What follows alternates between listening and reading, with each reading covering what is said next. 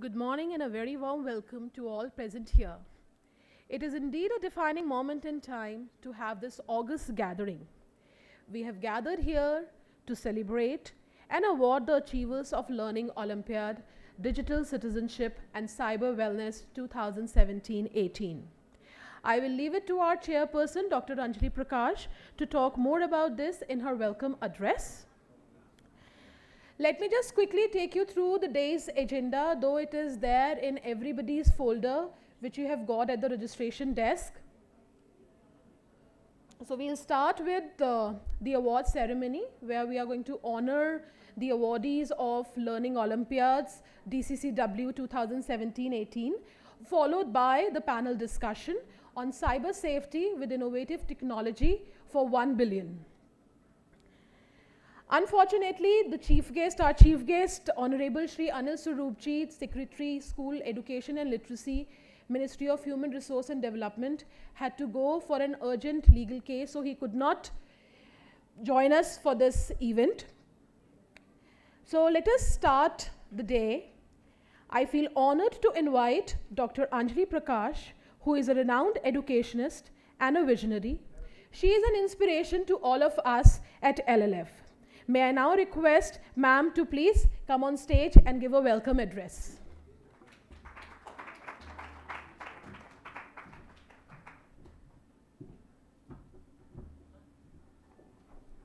Thank you, Ashima.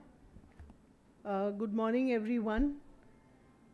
Our esteemed guests who have joined us this morning, Dr. Sahu, Economic Advisor at MHRD, Dr. Vijay Lakshmi, Joint Commissioner at Academics at Kendra Vidyalaya, Mr. Ramachandran, Deputy Commissioner Academics, Navodaya Vidyalaya Samiti, distinguished principals, our partners from Adobe, from Smart Class Learning and other organizations, Visfinity, EQFI. As I look around the room, I have so many well-wishers for this Olympiad who have taken this Olympiad pan-India, so I thank each one of you and welcome each one of you today. Our students who have a special place with us here today, the winners of the Olympiad, members of the press, friends and colleagues. It is a pleasure and privilege to be here in this gathering to congratulate and felicitate the awardees of India's first Learning Olympiad, which focuses on digital citizenship and online safety. I think in education we see so many Olympiads, but I think this is unique and something that we as an education fraternity have felt the need for a long time now. The topic of digital citizenship is gaining momentum around the world. And I think the efforts that we have done in the region also got us acknowledged for the FOSI Awards, which is a Family Online Safety Institute award given in Washington. And I think since all spheres of life are touched with technology, it is extremely important that we have people safe when they are working online. If you look at India, we have 460 million internet users, second only to China. And interestingly, research has shown us that Indian online users are very, very passionate about social media. The largest Facebook user base in the world is from India. 195 million Facebook users in India itself. But who are these users? What is the demographic breakup? According to a UN report, 39% of the 890 million users in India and China are young adults, aged 15 and 24. So it just gives us an idea about the sheer numbers that we are dealing with and how whatever we do in this field is much needed to help them be successful as they work online. At Learning Links Foundation, we consider this not just a Learning Olympiad, but as a cause to keep all users cyber safe in all possible ways. More and more people are collaborating online, not only students with each other, students with adults, students across the globe are collaborating today with each other.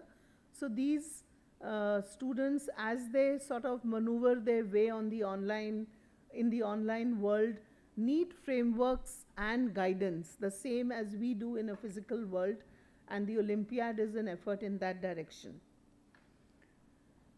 Our students today should be empowered with the knowledge of cyber laws, should exemplify behavior in keeping with digital citizenship best practices, being aware, giving respect, and protecting themselves.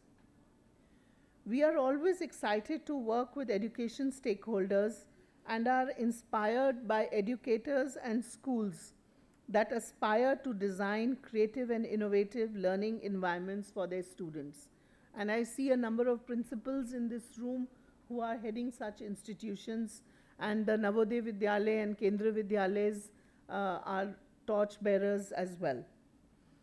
We also engage ourselves with quality education analysis in schools and work very closely with the academic system to ensure impactful and innovative learning.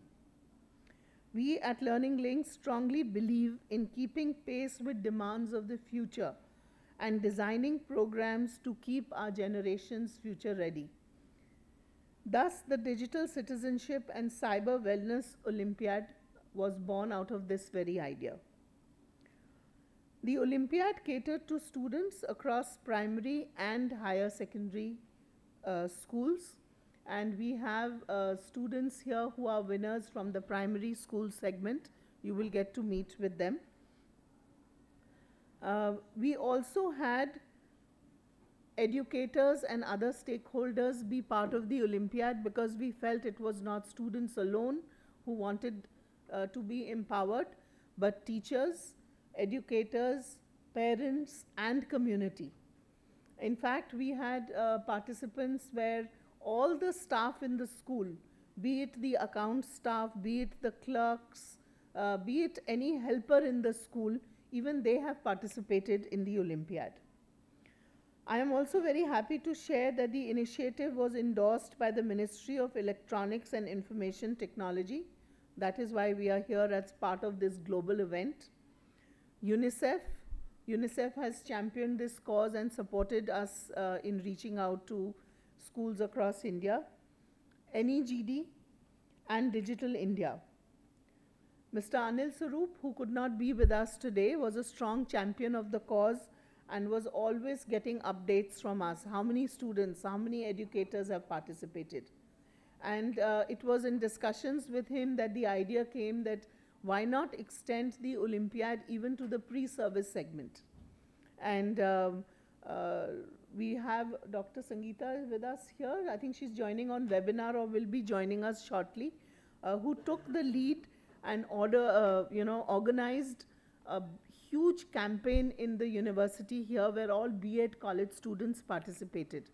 And interestingly, this is now picked up, and more pre-service colleges across India are asking us to open up the Olympiad again, which we will do shortly, and Pramila will share details of that as well. Those of you who have been through the content, reviewing the content is learning enough, is what I felt. And I myself personally went through the content and learned many new things. It is very scientifically designed across the 9 globally published elements of digital citizenship. So it is at par with any international framework. And it is for this reason, I think, that we had up to 7 lakh visits on our website. Not all of them did the Olympiad, but they all came and read our materials, which I think is a great step in the right direction. Out of these, we had 68,882 registrations for the Olympiad, and I think a big applause to the teams and all supporters pan-India for reaching out to such a large number. In terms of the geographic reach, I think participants from every state and union territory in India have participated. Assam, Manipur, Bihar, Andaman, Lakshadweep. I mean, right from Jammu to Kanyakumari, Kerala, we have had people who have participated and shown interest. Even internationally, Sweden, Dubai, Malaysia, we've had participants from there, which we did not expect, but that is the beauty of doing something online. In fact, when we first started, there was a lot of discussion that, you know, schools are used to doing Olympiads on paper and pencil. We said no.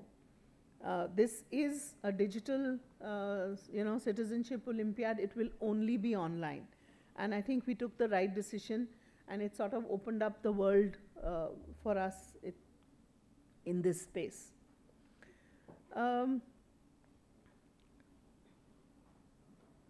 I also want to thank our partners. I think without them, we would not have reached out to so many people.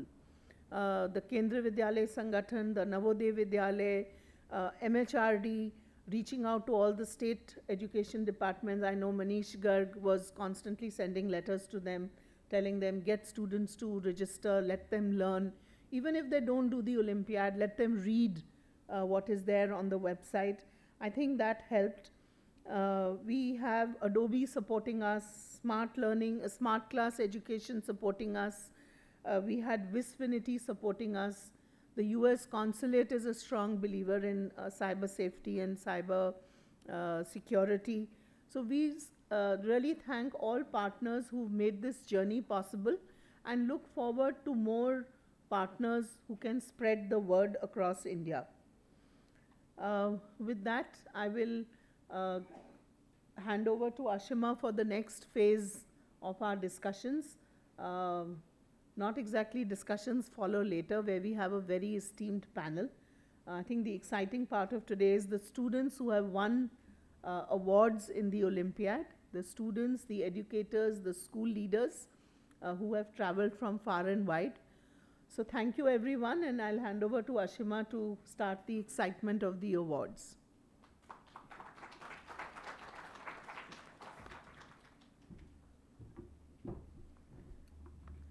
Thank you so much, ma'am.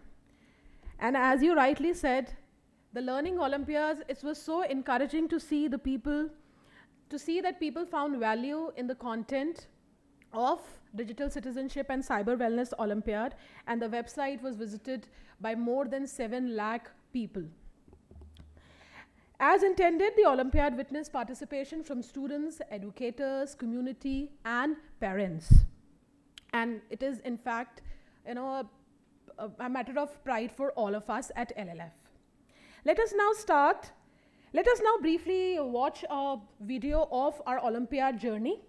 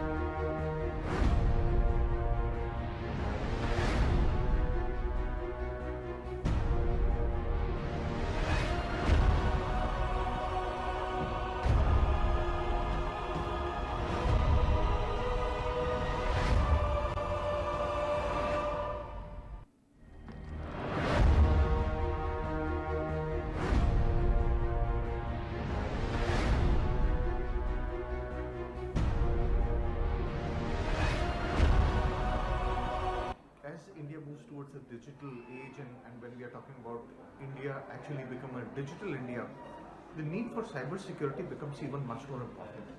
Not only for adults, but also for children and youth of our country. The importance of cyber safety and what we do online becomes even much more highlighted because children don't know what they are getting exposed to. Indeed, heartwarming to know that the Learning Links Foundation has initiated this Olympiad, which at this time is so crucial. In today's world, cyber wellness becomes extremely relevant, not just from a sociological perspective, but also from a legal perspective. Because laws must have in place adequate, effective frameworks which can help promote stakeholders to work towards cyber wellness. I'd like to congratulate Learning Links Foundation for this initiative. Yes, cyber safety is a concern with all of us now dealing with children and young adolescents.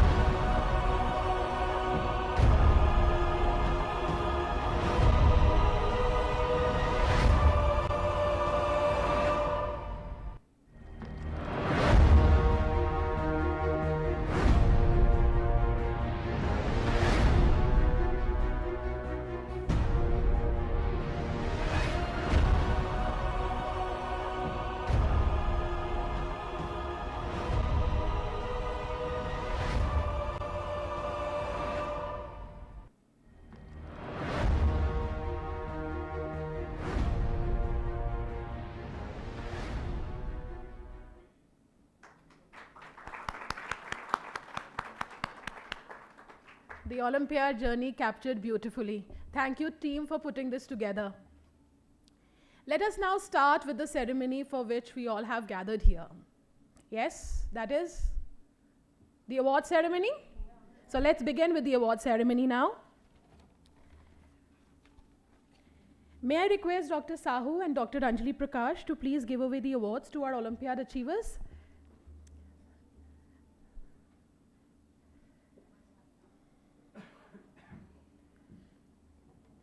Let me begin with the Certificate of Merit holders. May I call on stage our young achievers, Vivan from Jawahar Navodaya Vidyalaya, Manipur. A great round of applause for all these students. Piyush Chauhan.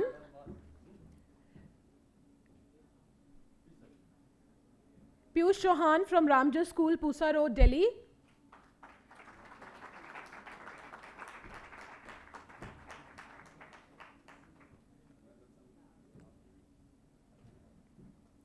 Ashman from DPS Sushantlo, Gurugram.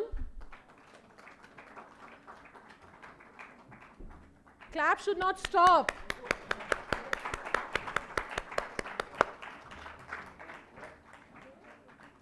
Arpan Sahu from Kendriya Vidyalaya, Odisha.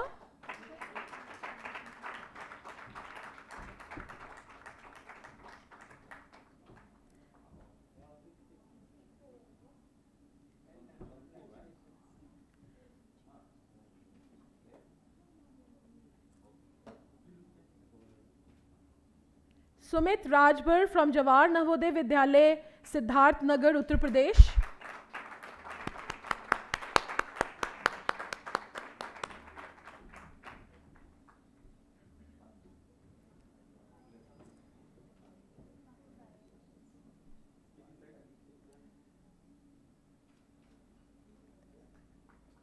Riya Nemirakapam, Jawahar Navodaya Vidyalaya, Vishnupur, West Bengal.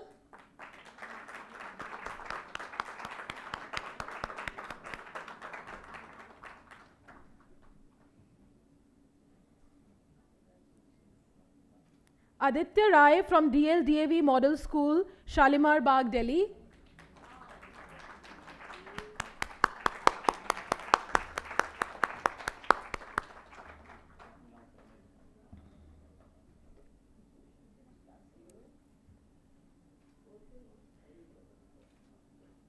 Naveen Kumar from Jawahar Navodaya Vidyalaya, Jethiya, Bihar.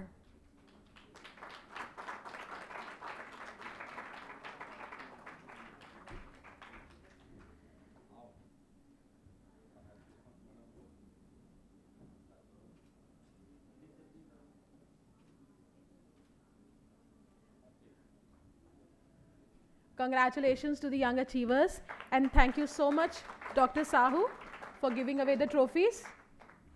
So may I now request you to please, yes. Ladies and gentlemen and young friends, it's a great day for everybody because all of you participate in an event where cyber safety, cyber wellness, all these things are now part of our life. And I also congratulate the friends who have got the prize and hope in coming days the popularity of such things will go on increasing, and thank you everybody. Thank you. Thank you so much, sir. Thank you. Now, I would call all our members of Achievers Club to receive their trophy. May I now request Mr. A.N. Ramachandra, the Joint Commissioner Academics from Navodaya Vidyalaya Samiti, to please come on stage and give away the awards, and Dr. Anjali Prakash.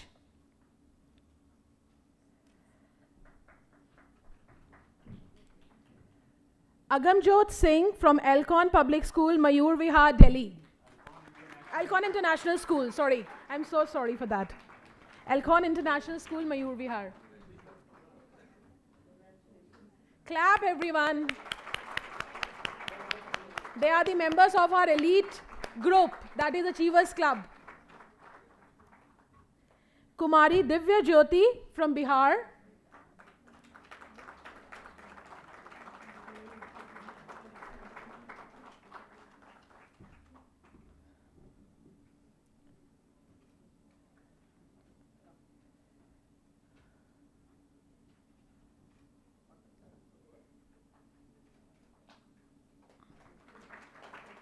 Parth Rathi from Salwan Public School, Rajendra Nagar, New Delhi.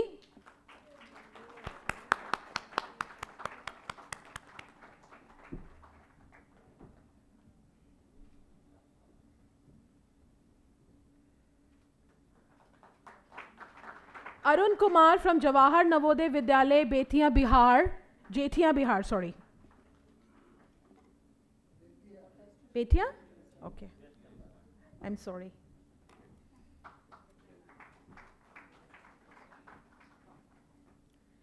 Anubhav Goyal from Maharaja Agrasen School, Delhi.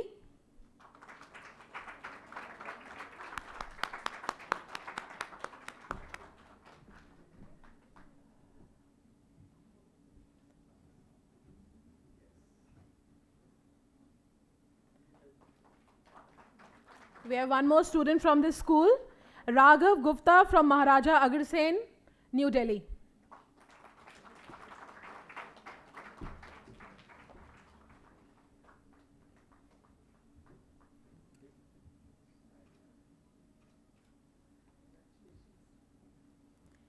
Now we are awarding a student who is not only being awarded for the Olympiad, but he is also a student who involved himself beyond his school boundaries to innovatively implement blended learning into the classroom using technology.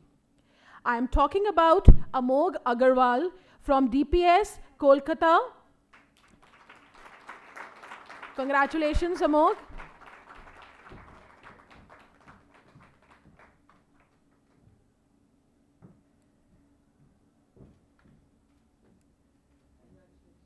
Amog will be available for an informal discussion, and I'm sure he would love to explain his project. Now, may I call on stage Ms. Shailja Tandon, educator from the Millennium School, Amritsar, the only educator who scored 100% out of 5,000 plus educators who participated pan-India.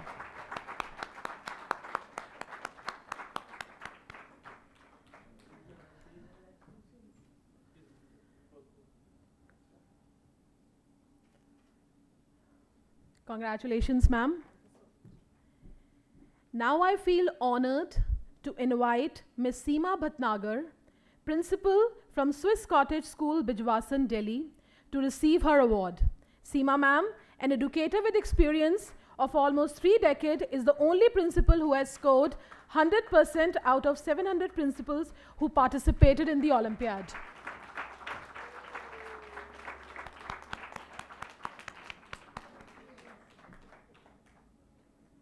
Ma'am, you are indeed an inspiration to all of us. Congratulations. And many congratulations to all the awardees. Once again, let's have a big round of applause.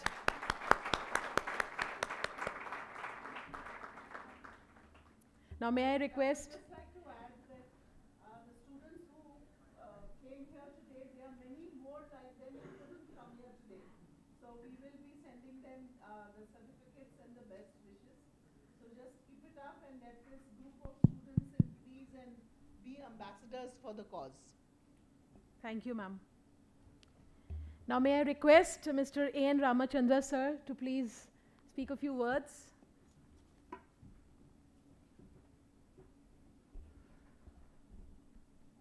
My congratulations to all the award winners. In fact, I happened to visit a school recently and encountered the students with little more cranky questions. What after all the IT can do in their life.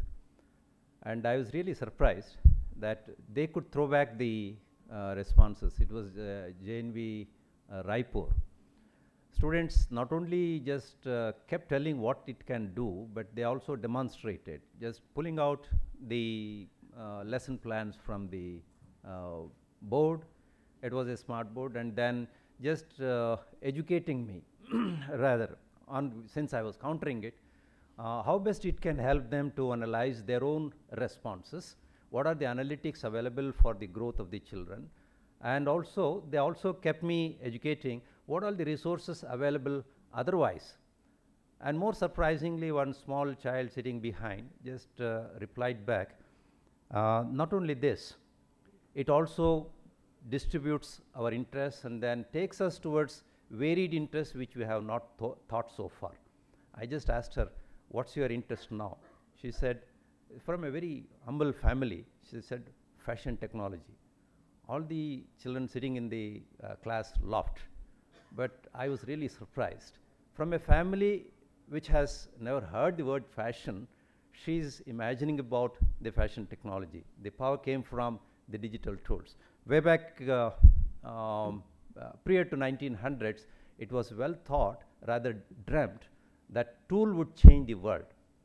But the IT tools have proved it in a wider sense as on today. I asked back JNV Raipur, how many students participated in the contest? They said just only 57 or so.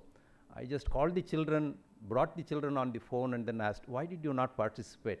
They said, sir, I think it has become common now for us. Participating in the IT has become really common for them, and this is the way the IT has supported.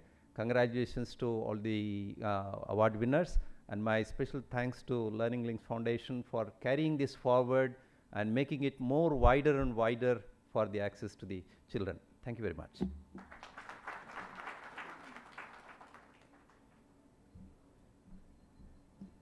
Thank you so much, sir, and your words were really a great source of inspiration for all of us here. Thank you again.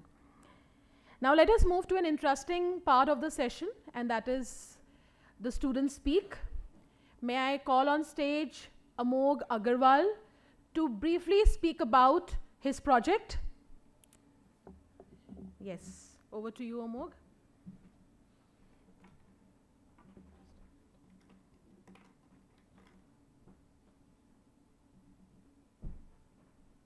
Good morning. I am Amok from DPS Ruby Park, Kolkata. So basically, the thing that I wanted to achieve with this project was to get students,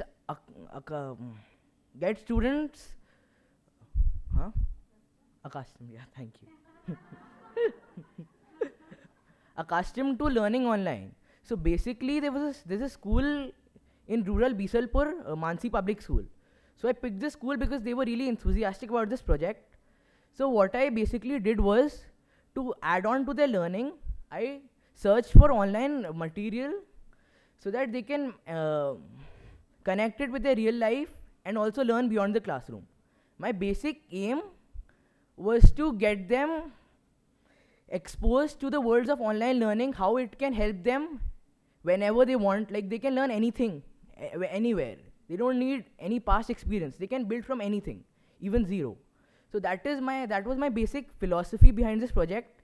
And another thing that really pushed me towards it was the fact that after watching a few videos and a few people talk about it, I thought that with the increase in automation in our lives and the prospect of a superhuman intelligence, jobs are going to get they're going to be switched very quickly. Like, this job will not be there, then you'll have to be adaptable, you'll have to be able to learn new skills. So that is something that is becoming very important, and that will become very important later on. And so I thought that something which makes the students adaptable to new skills, which makes the students able to learn on their own, will really help them. Thank you.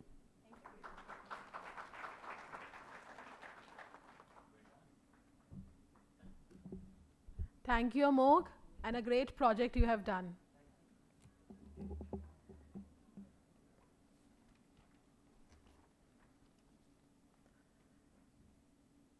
Now, the next part of the session.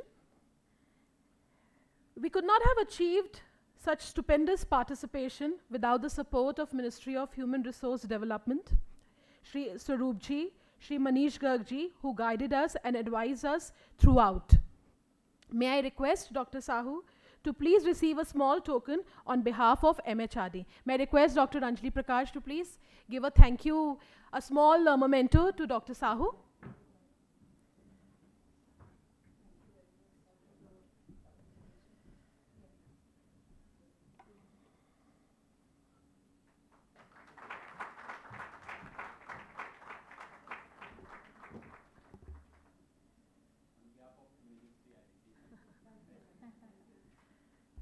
Thank you so much, sir. May I now request Shri A.N. Ramachandra, sir, to please receive a small token of thanks on behalf of Navodaya Vidyalaya Samiti.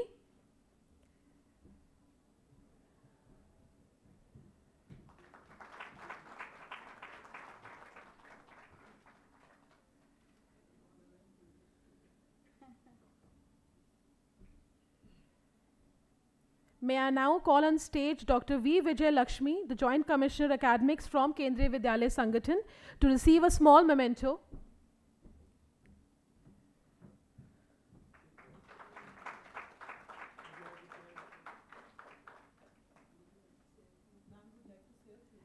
Ma'am, please. Yes, ma'am.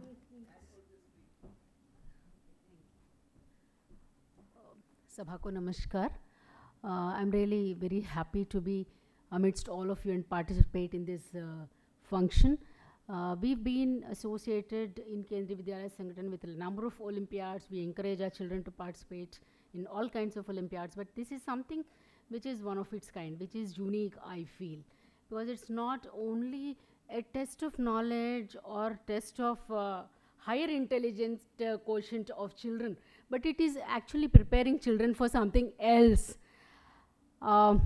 Sitting here, I was thinking, rather at the school we are supposed to prepare our children to face life when they grow up and go out of our schools into the real society. And now the world is changing so fast. We are living in a physical world, but the virtual world is growing very rapidly. Rather, it is becoming more and more relevant rather than the physical world, whether we accept it or not. In the physical world, the children are learning, we are teaching them certain things to be safe and secure. Don't touch fire. I mean, when the children grow up, don't touch fire.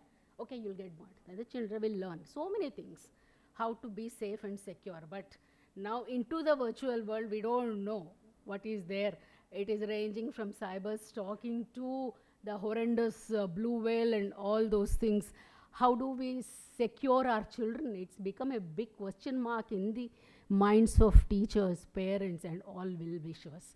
Unless and until we prepare our future citizens safe and secure, and more importantly, confident of getting into the virtual world and playing safe. I think that's the most relevant subject today, and that is how this Olympiad becomes more relevant and more important in terms of preparing the children to face these concerns rather than just testing them. It's not just a mere test. So while I congratulate all the children who have done well and achieved laurels, I am also feeling happy, and I express my happiness that the thousands of children who have participated must have read first about it and then participated in the test. So while reading whatever they must have scored, they must have gained some knowledge. I'm sure this kind of a continuous effort on, from Learning Links Foundation will certainly empower our younger generation. So I thank on behalf of Kendriya Vidyalaya Sangathan, I thank LLF for this noble venture they have taken up. Thank you once again.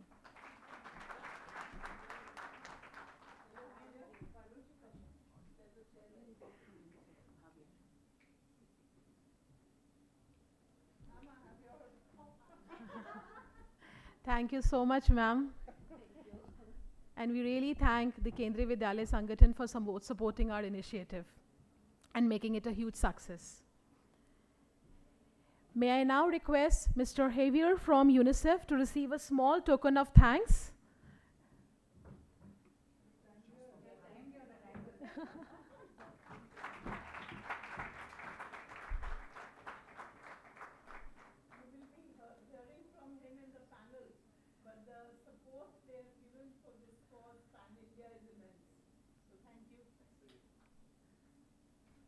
Thank you so much, sir. Now, may I call on stage Ms. Divya Lal, the CEO from Smart Class Educational Services, to receive this thanks from us.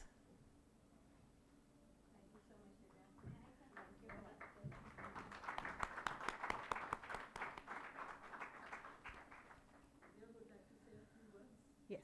I think I can address like this if I'm audible at the back. Been a lot of trainer and teaching in my life, so mics don't come naturally. Okay, so I think children are at the heart of everything we do at Smart Class. You know, it's been more than 13 years we've been bringing knowledge and understanding inside classrooms. But it was a great privilege for us to bring a readiness for future. And just like ma'am said, like, you know, we're enabling them, and technology is the backbone on which all our solutions drive. So it was a great partnership, and thank you to LLF for allowing us to be a partner in this great initiative. All the best. Thank you so much. Thank you.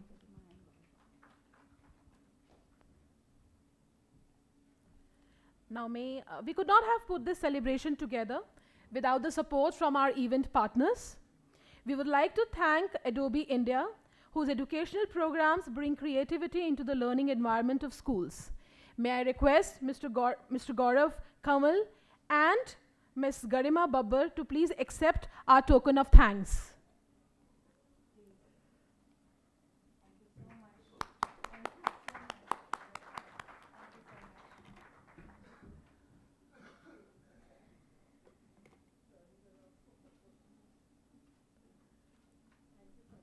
Thank you so much, Gaurav and Garima. Our other financial sponsor for this event is Visfinity Edu Solutions Private Limited, which engage with the education system on education solutions and beyond. May I now request Ms. Raj Bala to receive this memento on behalf of Visfinity Edu Solutions.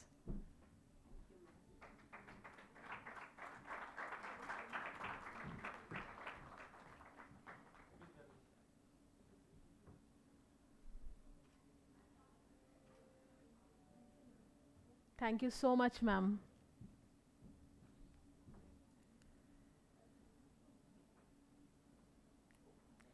As a logical continuation to the Olympiad, LLF is introducing a program to certify schools as cyber-safe institutions, for which may I request Ms. Nuria Ansari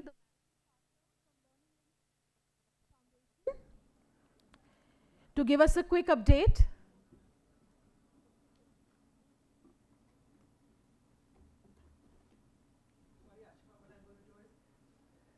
Good morning, everyone. I am Nuria, and I am handing over responsibility to my most able colleague, Sudha, to discuss the cyber-safe institutes, because it's really, I mean, her brainchild, and better to hear it from the horse's mouth than from me. Sudha, on to you.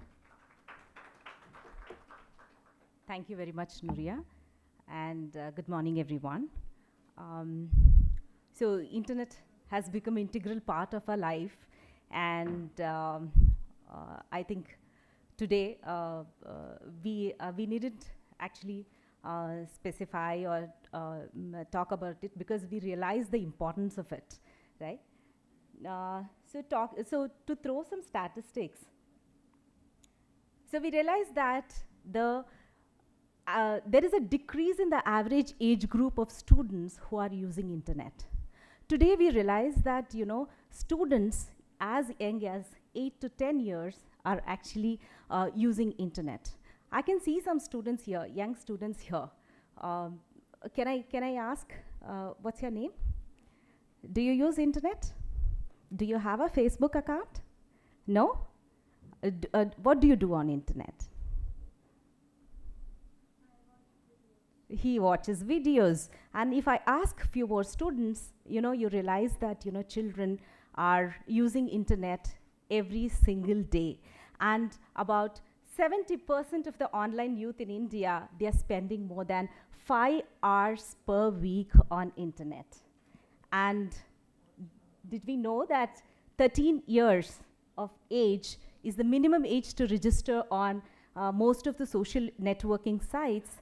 But our children, definitely, they don't specify their age, but 58% of the 8-year-olds use social media, and 79% of the 12-year-olds use social media.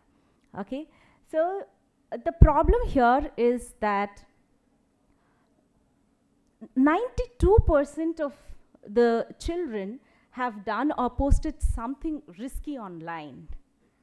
This is something scary. There is, you can see that, 42% have posted their email address online, and 34% have posted their numbers online, and 32% have posted their home address online. Is it safe to do that? Are we saying our children that they are not supposed to, post these personal details? 53% of the students, children, have met someone in person they first met online. These are completely unknown people, and they have met them in person. And 71% of the students admit to interacting online with people who do not know in person, which is like a worrying factor.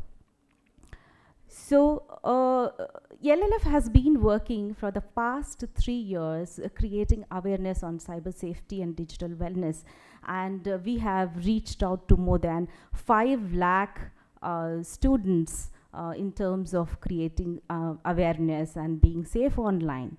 Another initiative is the Cyber Olympiads that we are doing and awarding the students right now. But where do we start? Okay. Where does the change begin? Where do we actually need to start is the institutions.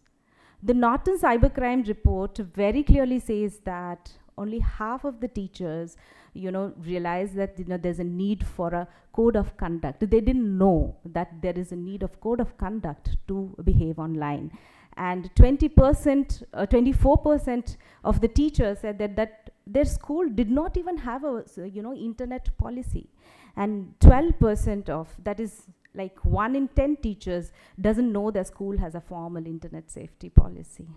So these statistics and these results. And when we were working with the schools, the need arose from them and said that, what is that we need to do to keep the whole institutions safe? The solution that we have come up is the cyber safe institutions.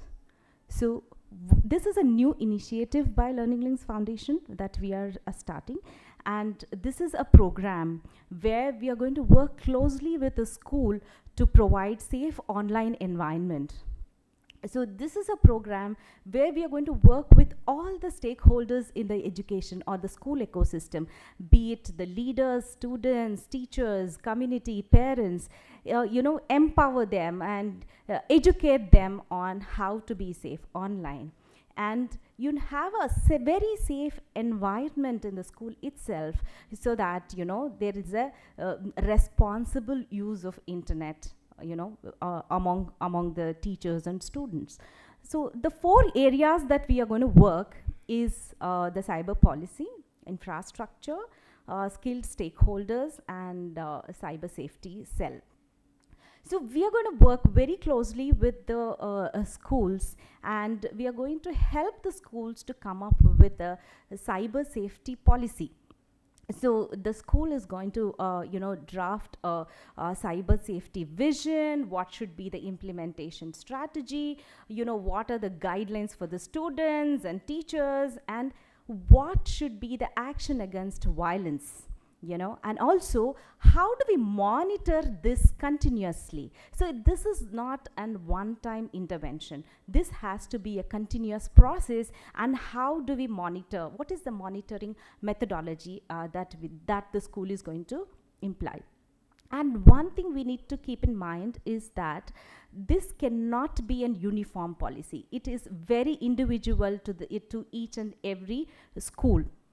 So we are going to work with the schools very closely and come up with a policy, and work with the school to have a safe infrastructure, be it hardware, software, what should be the secured connections and firewall upgrades, and how do you keep your hardware and software safe. And when we are doing this, the most important factor that we need to keep in mind is the skilled workforce or the skilled stakeholders. So creating awareness, equipping them with the knowledge, of how to be safe on internet is going to be a very important aspect. So there will be a definite training program for the school leaders and students and parents and community, so that they are able to tackle this issue.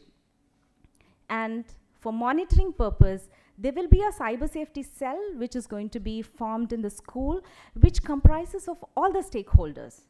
There will be a parent, there will be a student body, there will be a teachers involved there, where they are actually going to monitor and support children, because it's important when there is a cyber crime or when there is a cyber bullying, the students should know where to go. There is a place for them to go, share their problems, and there is a person to tackle these problems. So this is the program that we are going to initiate, and this is a certification program for schools. So there is 3 levels of certification. The first is the bronze institution. So here there is a 1-week intervention where we actually do a environment scan of the school, come up with what are the gaps and how do we actually address these gaps.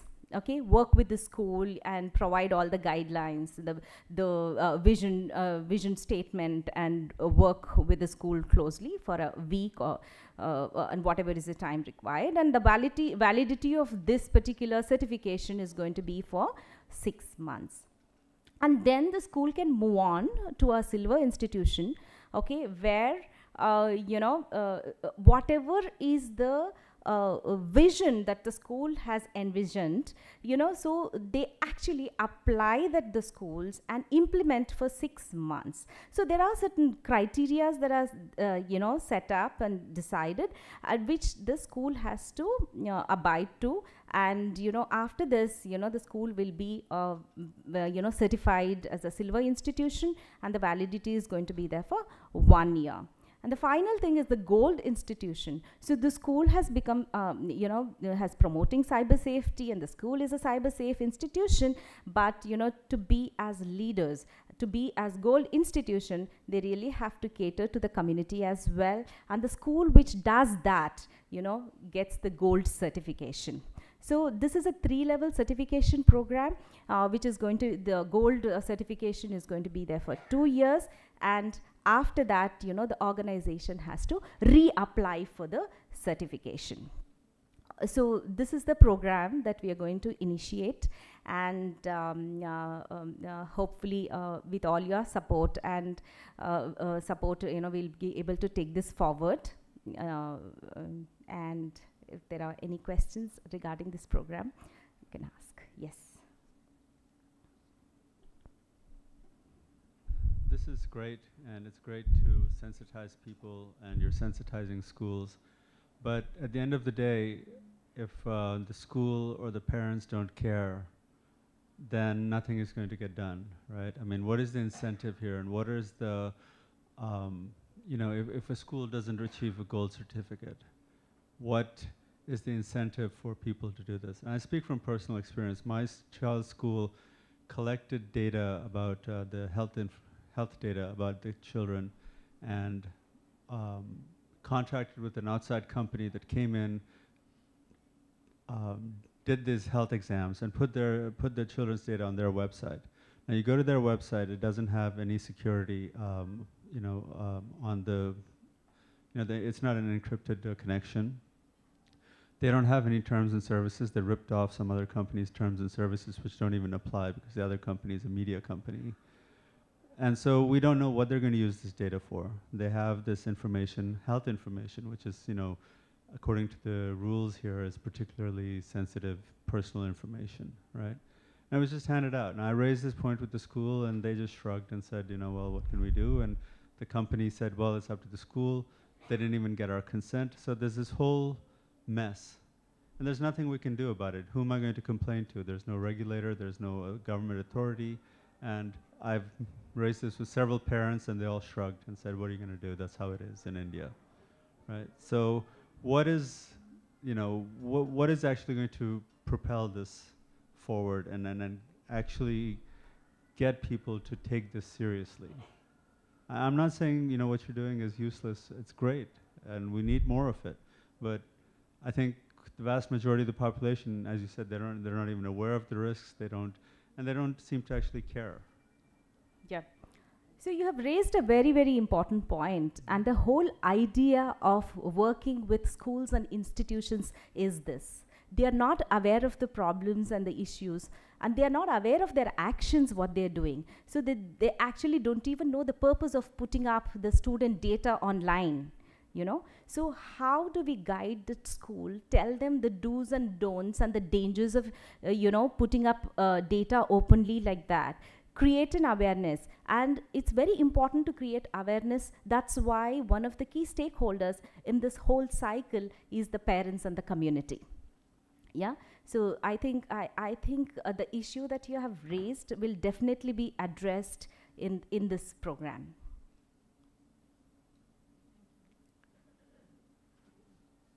Thank you very much. Thanks.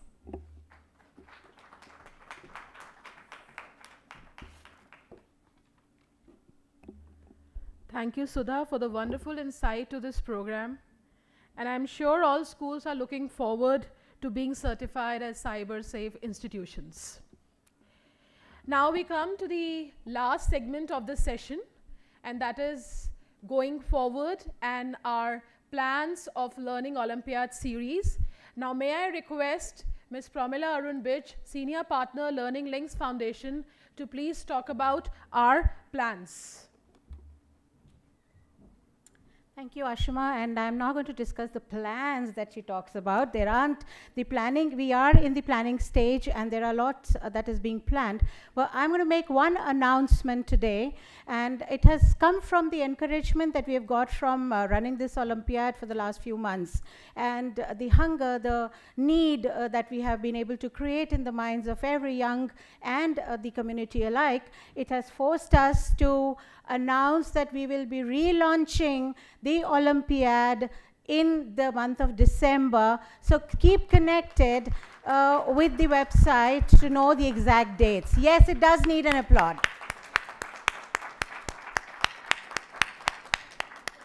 Thank you so much. So moving into the panel discussion, we have, I do not want to be in the way of these extremely knowledgeable and interesting speakers. We have Karnika Seth, renowned cyber law expert and advocate practicing in the Supreme Court of India since 2000. She's the founding partner of Seth Associates, an established Indian law firm, and heads Lex Siberia, Siberia as in CY. And the media laws practice of Seth Associates. So Karnika, could I welcome you up and ask you to have a seat? We have Mr. Gaurav Kamal, the head of head of SMB and channel sales Adobe South Asia. He has more than 15 years of experience in sales of cloud and services, offering and business development. We have Mr. Ashok Pandey, well-known educationist. Anyone in this room, I don't think would not know Mr. Ashok Pandey. He's, as we know, he's former chairman at PSC and is currently the principal of Alcon International. We have Javier. He's completed his PhD in clinical psychology. Interesting. And has over 20 years of experience in the area of child protection across the world. He's currently the Child Protection Chief, UNICEF India. Javier, if you could join us. We have Mr. Kulveer Krishnan, who is the Senior Advisor, NCPCR. I got to know just recently that he's with the IPS. He was DG Meghalaya. Every time police comes into my forum, I get slightly hassled. So what I remember of what you said is that you are working actively in NCPCR towards child online safety and also child protection and the POSCO Act. Yes, please come and join Mr. Kulveer. We will have two panelists online with us very shortly. We have Ritu Narayanan from EY, who is already with us virtually in this room. And I can't see her and I can't hear her, and it's a really scary feeling. But she's apparently with us. So Ritu is an advisor on technology with EY, and she's worked with the UK's National Crime Agency on child exploitation and online protection. And she's working to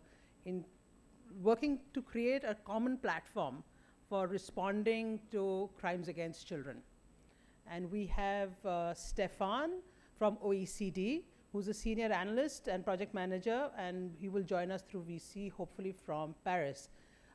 It's really early in the morning for people in Paris and London, so we'll give them some time. I'm going to stand here, if you don't mind, because clearly, no, I think we can manage. Yeah. So imagine I'm talking to the back of your head, and we'll start off with Karnika. Karnika, you are a cyber law expert, and you have the good fortune of representing people who have cyber cases against them. Cyber fraud has happened. In your opinion, what can policy, practice, the law in India move towards in helping victims of cybercrime and cyber frauds?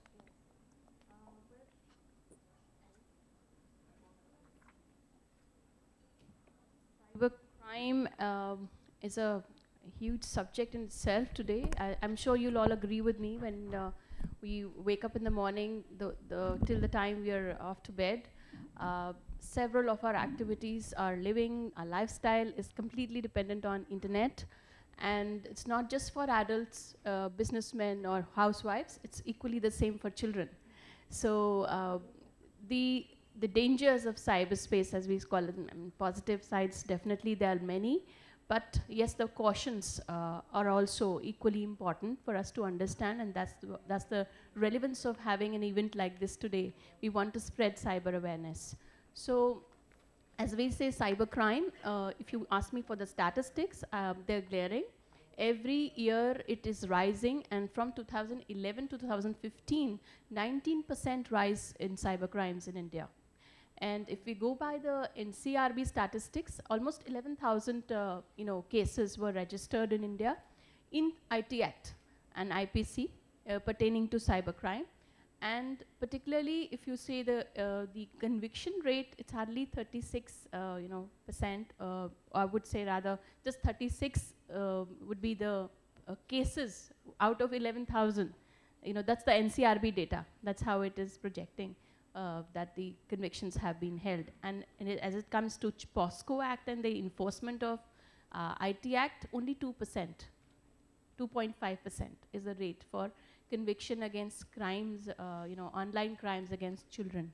So therefore, the reporting is equally important. We must report if there's an online abuse. We have to educate the children also on online abuse. And ourselves also remain guarded, because there are plethora of crimes today on the internet.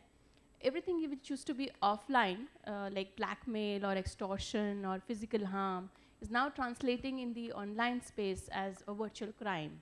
So things like theft, you would probably not hear as much as phishing, or you would not be unaware of the terms like smishing or wishing, which are equally hybrid versions of phishing.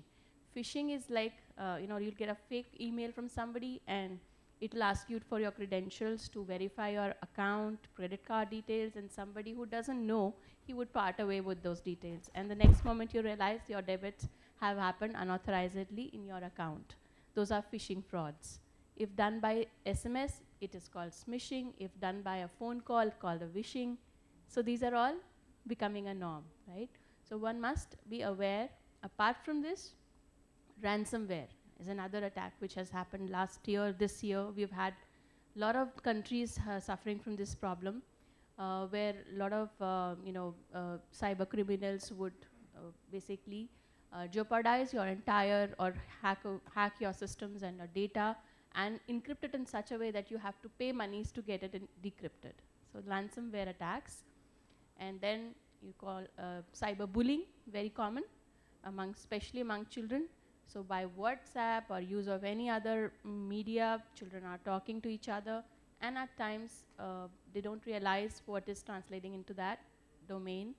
It becomes a crime at a point of time when the discussion becomes abusive, or it becomes intimidating to a particular child. That becomes cyberbullying. And then all these are just I would say offshoots of a particular, if you see a tree, there are hundreds of branches, and there are different kinds of crimes equally in the online space.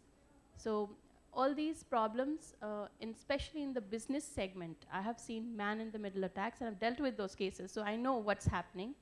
Modus operandi of a criminal is, he will create a fake email ID. He will create a fake email ID after hacking a particular email ID, and then the recipient of if the buyer is, for example, in China, he will again hack their systems, or he will create a similar looking email ID as that of a buyer, and he will be a man in the middle. So he will be basically taking away information from both the ends, and people will think at both ends that they are talking to each other, but whereas they are not. This is the man in the middle who they are talking to, and the money gets siphoned away to a third country, another account. Very common again. So in the business world, this is one of the most common frauds which is happening today, man-in-the-middle attacks, Nigerian attacks as we call them.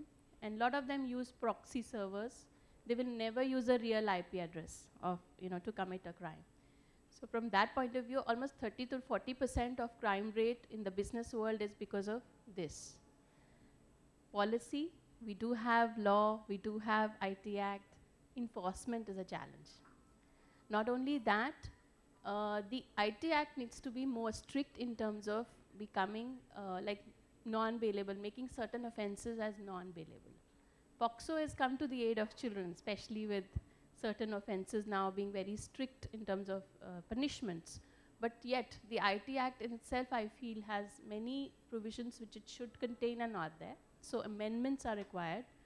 For example, for a thing like say grooming a child into, enticing a child into pornography is something which is punishable under IT Act, But in UK or say Scotland, there is a difference. There is a difference to the effect that if there is an online contact and followed by that the criminal is meeting the child outside, that is also an offense.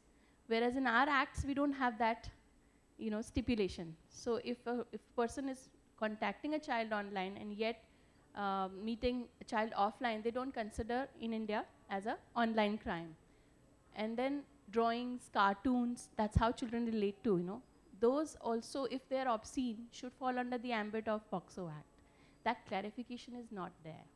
Certain things which we should have, extreme pornography.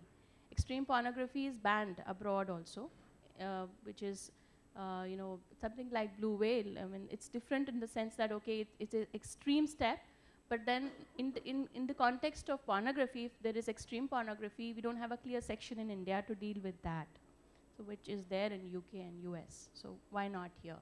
So that this way we have a number of sections which should be also incorporated. Enforcement is definitely a challenge. Biggest challenge being trans-border crimes. It's very difficult to combat because we don't have a cybercrime convention to which we are signatory to. India doesn't have a cybercrime convention which it is signed. So that becomes a huge challenge. What can be done? Trainings, events like these, raising the awareness, more reporting of crime, and when there's more sophistication in use of technology with or forensics with the police and special forces deployed, we can combat it at a faster rate. And there'll be more convictions in the courts, more special tribunals, like in POCSO Act. We have to have more special tribunals like fast-track hearings. Should not be clubbed with the backlog of cases which you already have. So we are hopeful that things will be very positive, and we are already steering towards it. This Digital India platform today, as you all see, is a very progressive step indeed. And I'm very happy to be a part of this movement because it is not something that single-handedly can be dealt with. It's a movement which is multi-stakeholder. And I'm very fortunate to be a part of the Learning Links team today and speaking to you all. Thank you so much. Thank you very much, Karnika. I think you've raised some fabulous questions, and I think the best way to move ahead with this conversation is actually to go to Mr. Kuber to address some of the questions and the thought-provoking points that Karnika has raised, because I think a lot of talk, a lot of points refer to the work that the Commission does in terms of responding to crimes or helping the process and speeding up the conviction rates. And so thank you. Please share your thoughts. And thanks to Learning Links for giving us this opportunity to speak to a cross-section of people, particularly to children. This National Commission for Protection of Child Rights was set up in 2007 by an Act of Parliament. So it's a statutory commission and has been functioning now for almost 10 years. As Kanika Seth just mentioned, the online and offline, cyberspace and real world have become almost one. One merges into the other. And all the crimes like cyberbullying, cyber stalking, grooming, and exploitation, sexual exploitation, child porn, whatever was there in real life, now technology is being used to do the same thing on a much bigger scale. So it's very important that anyone who's on the net is fully aware of the dangers. See, the march of technology is cannot be stopped. And we have to adopt new technologies because they are so useful. But we must be fully aware. As mentioned by the chairperson of Learning Links, there are almost 500 million Indians who are now on the internet.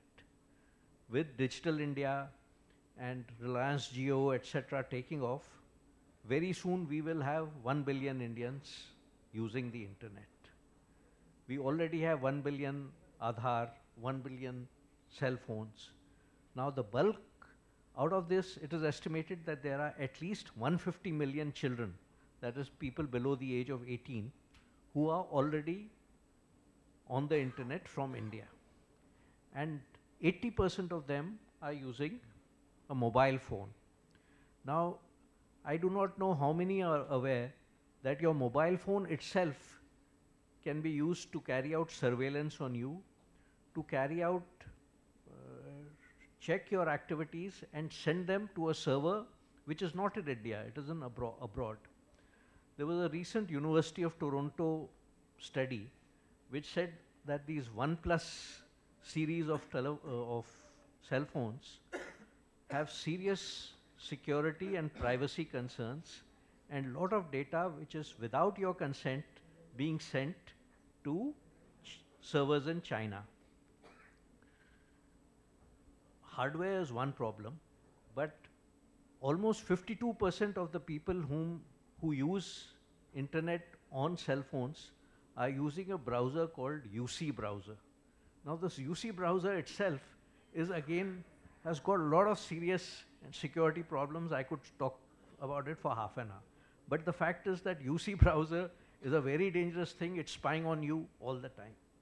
Then the third thing, no child or no adult for that matter has any phone which doesn't have a few apps.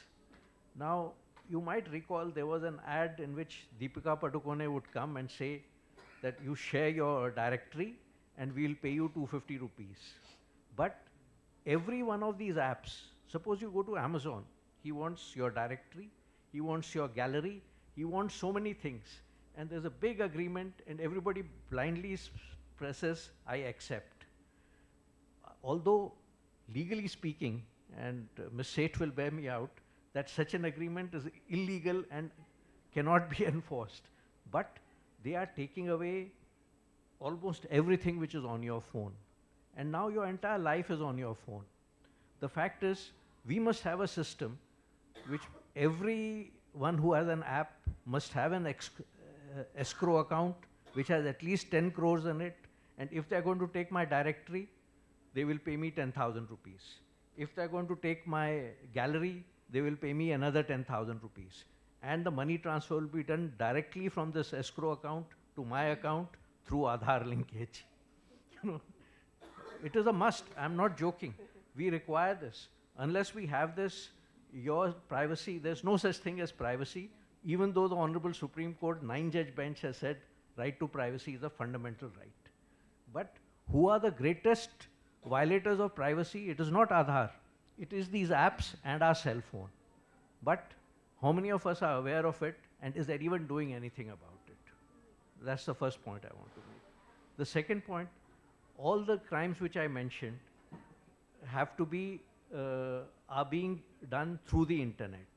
So we've been very fortunate. We have worked with UNICEF, we have worked with Ms. Seth, we have worked with a lot of NGOs and others, and we have come out with a lot of protocols, some aimed at children, some aimed at educators, some aimed at parents, because very often technology, the children know much more than the parents do. And it's the truth, we have to face it. And the other important thing is that, as mentioned, enforcement is a big problem. But we have to realize the internet space has really taken off in the last 20 years. The IT Act came out in 2000. It was amended extensively in 2007. Now, the 2007 had a section called 66A, which was actually aimed for cyberbullying. But because of its misuse, the Honorable Supreme Court struck it down. But in some other form, it will have to come. Similarly, if you want to protect children from being cyberbullied, similarly, it has a lot of duties cast on internet service providers. It's called law of intermediaries.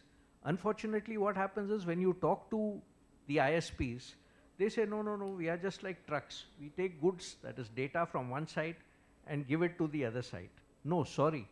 Part of your license agreement says you will not take objectionable material. You will not take child porn and things like that. So we have to enforce it. Now, unfortunately, the police themselves do not know what is the law and how to go about it. I can say it, having been a policeman till 2 years back. So what we did was every state started with a cyber crime cell. So there's a cyber cell in each state which has technical help, but cyber cells are, vary from state to state. Generally in the southern states, they are state of the art, they are able to handle very well. In many other states, they are not up to the mark. We have collaborated with Ms. Seth, and she has taken out a booklet which is aimed primarily at law enforcement. We want that policemen should know what is the law. In fact, MITI is already coming out with a new IT law, though it's in the works. Similarly, a data protection law is also in the works. But it's a very fast evolving field. And what we are trying to do at the commission is make everyone aware of what is the danger, and at the same time say how to go about and how to use the net, be responsible netizens. I'll stop here. Thank you very much. Thank you very much. I think you mentioned the gentleman right next to you as working with UNICEF, and I think that moving on, it makes sense, right, to look at policy, then we look at the commission. I know that UNICEF is working with NCPCR, it's working with online communities, it's working with states, it was mentioned here that we have state cells. So Javier, moving to you, I mean, you've seen various versions of child online protection across the world. Best practices, guidelines, what are the roles that government, civil society, industry, academia can play to really support our children? Plus, minus 2. Well, let me start by saying that I'm really optimistic in the sense that the new generation, all these young people we see today, they are in a moment that is extremely exciting. I'm a father myself of 2 boys, and the way we used to learn, our generation used to learn, is going to be completely revolutionized, transformed, and we have to look at the internet with optimism, and we have to avoid 2 extremes. The first extreme is to go into a sort of moral panic, as we keep repeating, where we are all so scared that we don't want to talk about that. And on the other side, the other extreme is that definitely denying that there are some risks involved for children, but not only for children, for all society as a whole. So please keep this in mind. The benefits of the internet in terms of learning for the new generation are enormous, and we can't lose them. It's not an option for our children in any society. But let me put forward a few ideas, and I'm trying to draw some potential recommendations on what we could do together. The first one, summarizing, I'm really simplistic here, but if we summarize the available evidence globally, is that we can say with a lot of safety that internet is not the unique cause of any particular problem. Internet functions as an amplifier of broader issues, but please, let's not consider the internet is the cause of the problems children and society are experiencing. The internet may amplify issues, but it's not a cause. The number 2 element is that we are in a moment, not only in India, but globally, there is a dramatic change in the role of parents. And some people are telling us there is a collapse in the parenting models. And if we do not put that in the agenda, what is the role of parents in protecting their own children, I think we will not make great progress. We all want to hear something pretty reassuring, which is there will be some fantastic technology that will solve the problems of child safety online. I think as parents, we should not buy that dream, however beautiful it is. It is not about the technology, our app that will save our children forever. We're dealing with a moving target. The internet one risk of today is transforming a new risk tomorrow. The number 3 element is that we tend to look at children as very passive recipients. And we know very well that this is not true. Many of you work in schools, you have children yourselves, there are children here as well. Children can be agents of change. They have a sense of agency that will evolve over the years, but we have to ensure that children are fully involved at the center of what we do. It doesn't appear obvious. They should be on control of things as they grow. Of course, you cannot ask the same from a child who is 5-year-old and a child who is 12-year-old. The fourth element I wanted to put forward is that in reality, as we see globally, there is an overemphasis on response. We all love to be firefighters. But if there is something I love in the approach of learning links, is the prevention component. Law enforcement, yes, but the big part of the work, if you allow me, even more than 90% of the work is prevention. And if we do not work in prevention, the best law in the world, the best police, the best cyber watch in the world will not make the deal. It's about prevention.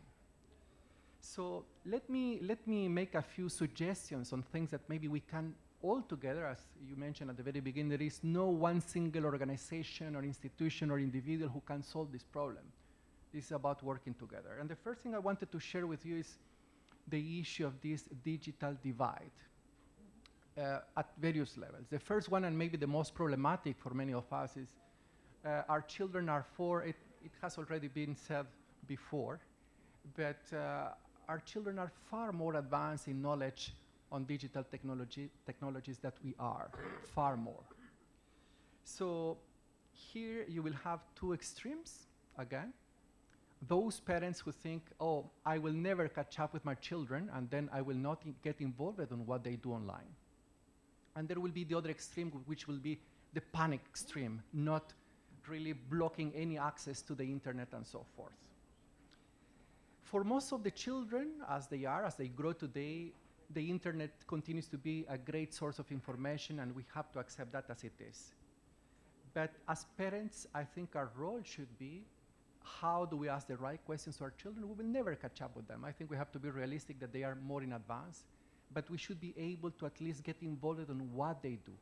So what would be the implication in terms of policy? I think it is more emphasis on dealing with parents themselves.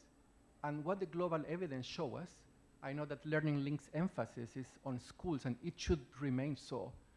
But the evidence we have from countries in which there is in-depth information is that children tend to seek help from their parents and peers first, and very few go to schools and to teachers to ask for this information. So we have to be ready to enhance the role of parents in protecting their own children.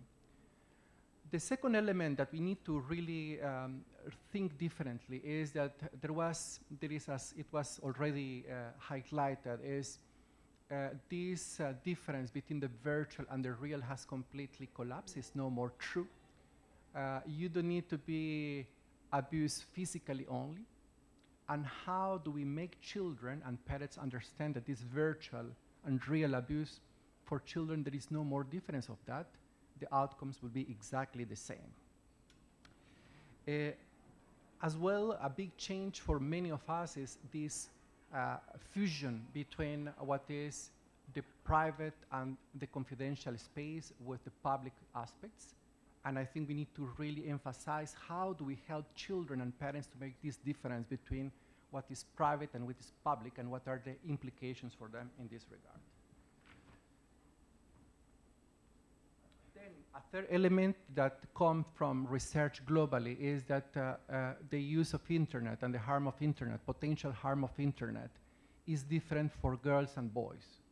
And I don't want to get in stereotypes, gender stereotypes here, but what is demonstrated by research globally is that girls will tend to get more involved into social media platforms in which the emphasis is on self-image. How do they look? And this may result in more anxiety for girls. In boys, what is observed, and I'm not saying this is the case in India, we need more studies on the actual behavior of children online in India, and I don't want to generalize. But what you observe is that boys will be more interested in games, online games, but also on pornography to a greater extent. So the way children approach the internet is not the same for boys and girls. And from what we have seen is that the programs to prevent harm have not been taking into account those differences. Finally, the last element is that in recent years, you have seen in Europe, in middle-income countries, a lot of emphasis in prevention of harm for adolescents. But more and more, we are realizing that we have been neglecting the younger age. And the younger a child is exposed to harmful material on the internet, the worse it becomes. Now, a few suggestions on what we could do better. Number one, if we want to find solutions and work on prevention, priority number one is large-scale programs for parents themselves. Parents need to come on board, and maybe one difficulty that we have in India is that we have a huge country, and the small solutions reaching only 20,000, 40,000 children will never be a solution. Together, we need to think on how do we reach out to parents at large scale, priority number one. Number two is to ensure that children, adolescents, they have also access to a different type of approach, which is enhancing their sense of agency. It's not about knowledge alone. It's those critical skills for children to make decisions on their own as they grow. And number three is that I think we are completely missing the support services to rehabilitate children who have already been confronted to abuse. So at the moment, what we have is very ad hoc systems, and very little, there is a lot of emphasis on prosecution, stopping crime, which is needed, of course, but our full emphasis should be how do we rehabilitate those victims who have been confronted, who have been confronted to harm. So I will stop there, and thanks a lot. Thank you very much, Javier. Thank you very much, Javier. That was, I think, we can be here for the whole afternoon discussing each one of those points. Very well thought out and very well raised. Thank you so much. We are lucky to have Mr. Duggal, Pavan Duggal, if you could join us for 2 minutes, and we'll come to you. But I just wanted to, please, thank you very much for coming. Moving on from Javier, I think the point that he raised about parents and about large scale and about having agency. We have online with us Stefan, who is at the OECD, and I think the OECD does a fabulous job in one thing that's called scale, and they really understand large scale really well. So Stefan can hear me? Yes. Sorry, we're playing with technology here, guys. Yeah? Okay, so Stefan, if you can hear me, the question that we wanted to really ask you is, keeping your experience with large scale and creativity and the work that you do in education, what kind of education and training are important to create large scale sensitization and awareness on cyber safety, just like Javier pointed us out in?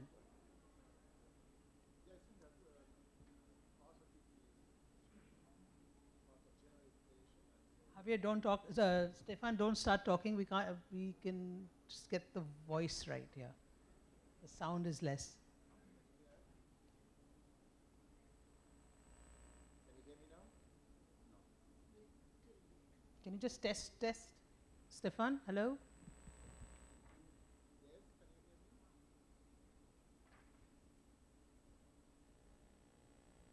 can you hear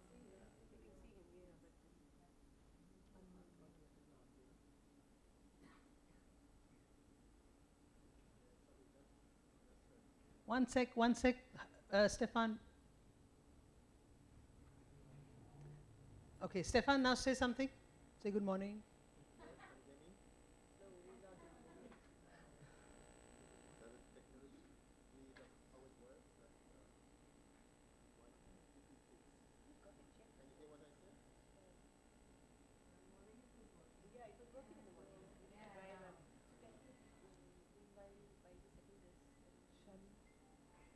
Okay, good. Yes. Good morning. Good morning. So, yeah, sometimes that the technology, usually it happens that it doesn't work the way it should.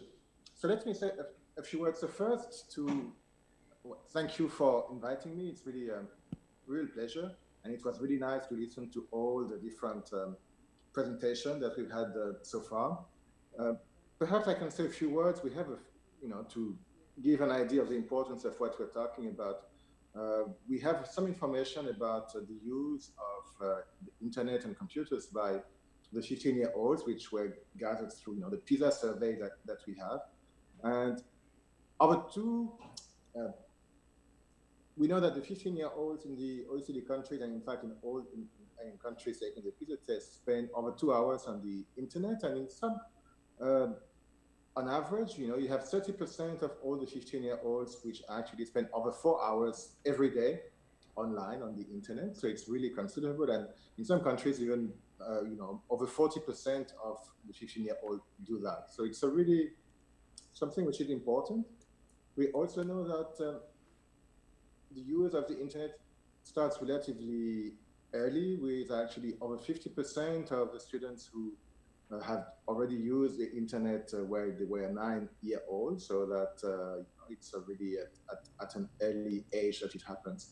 And what's interesting is that in OECD countries, there is almost no difference between in socioeconomic status, so that whatever your socioeconomic background, you are going to use it.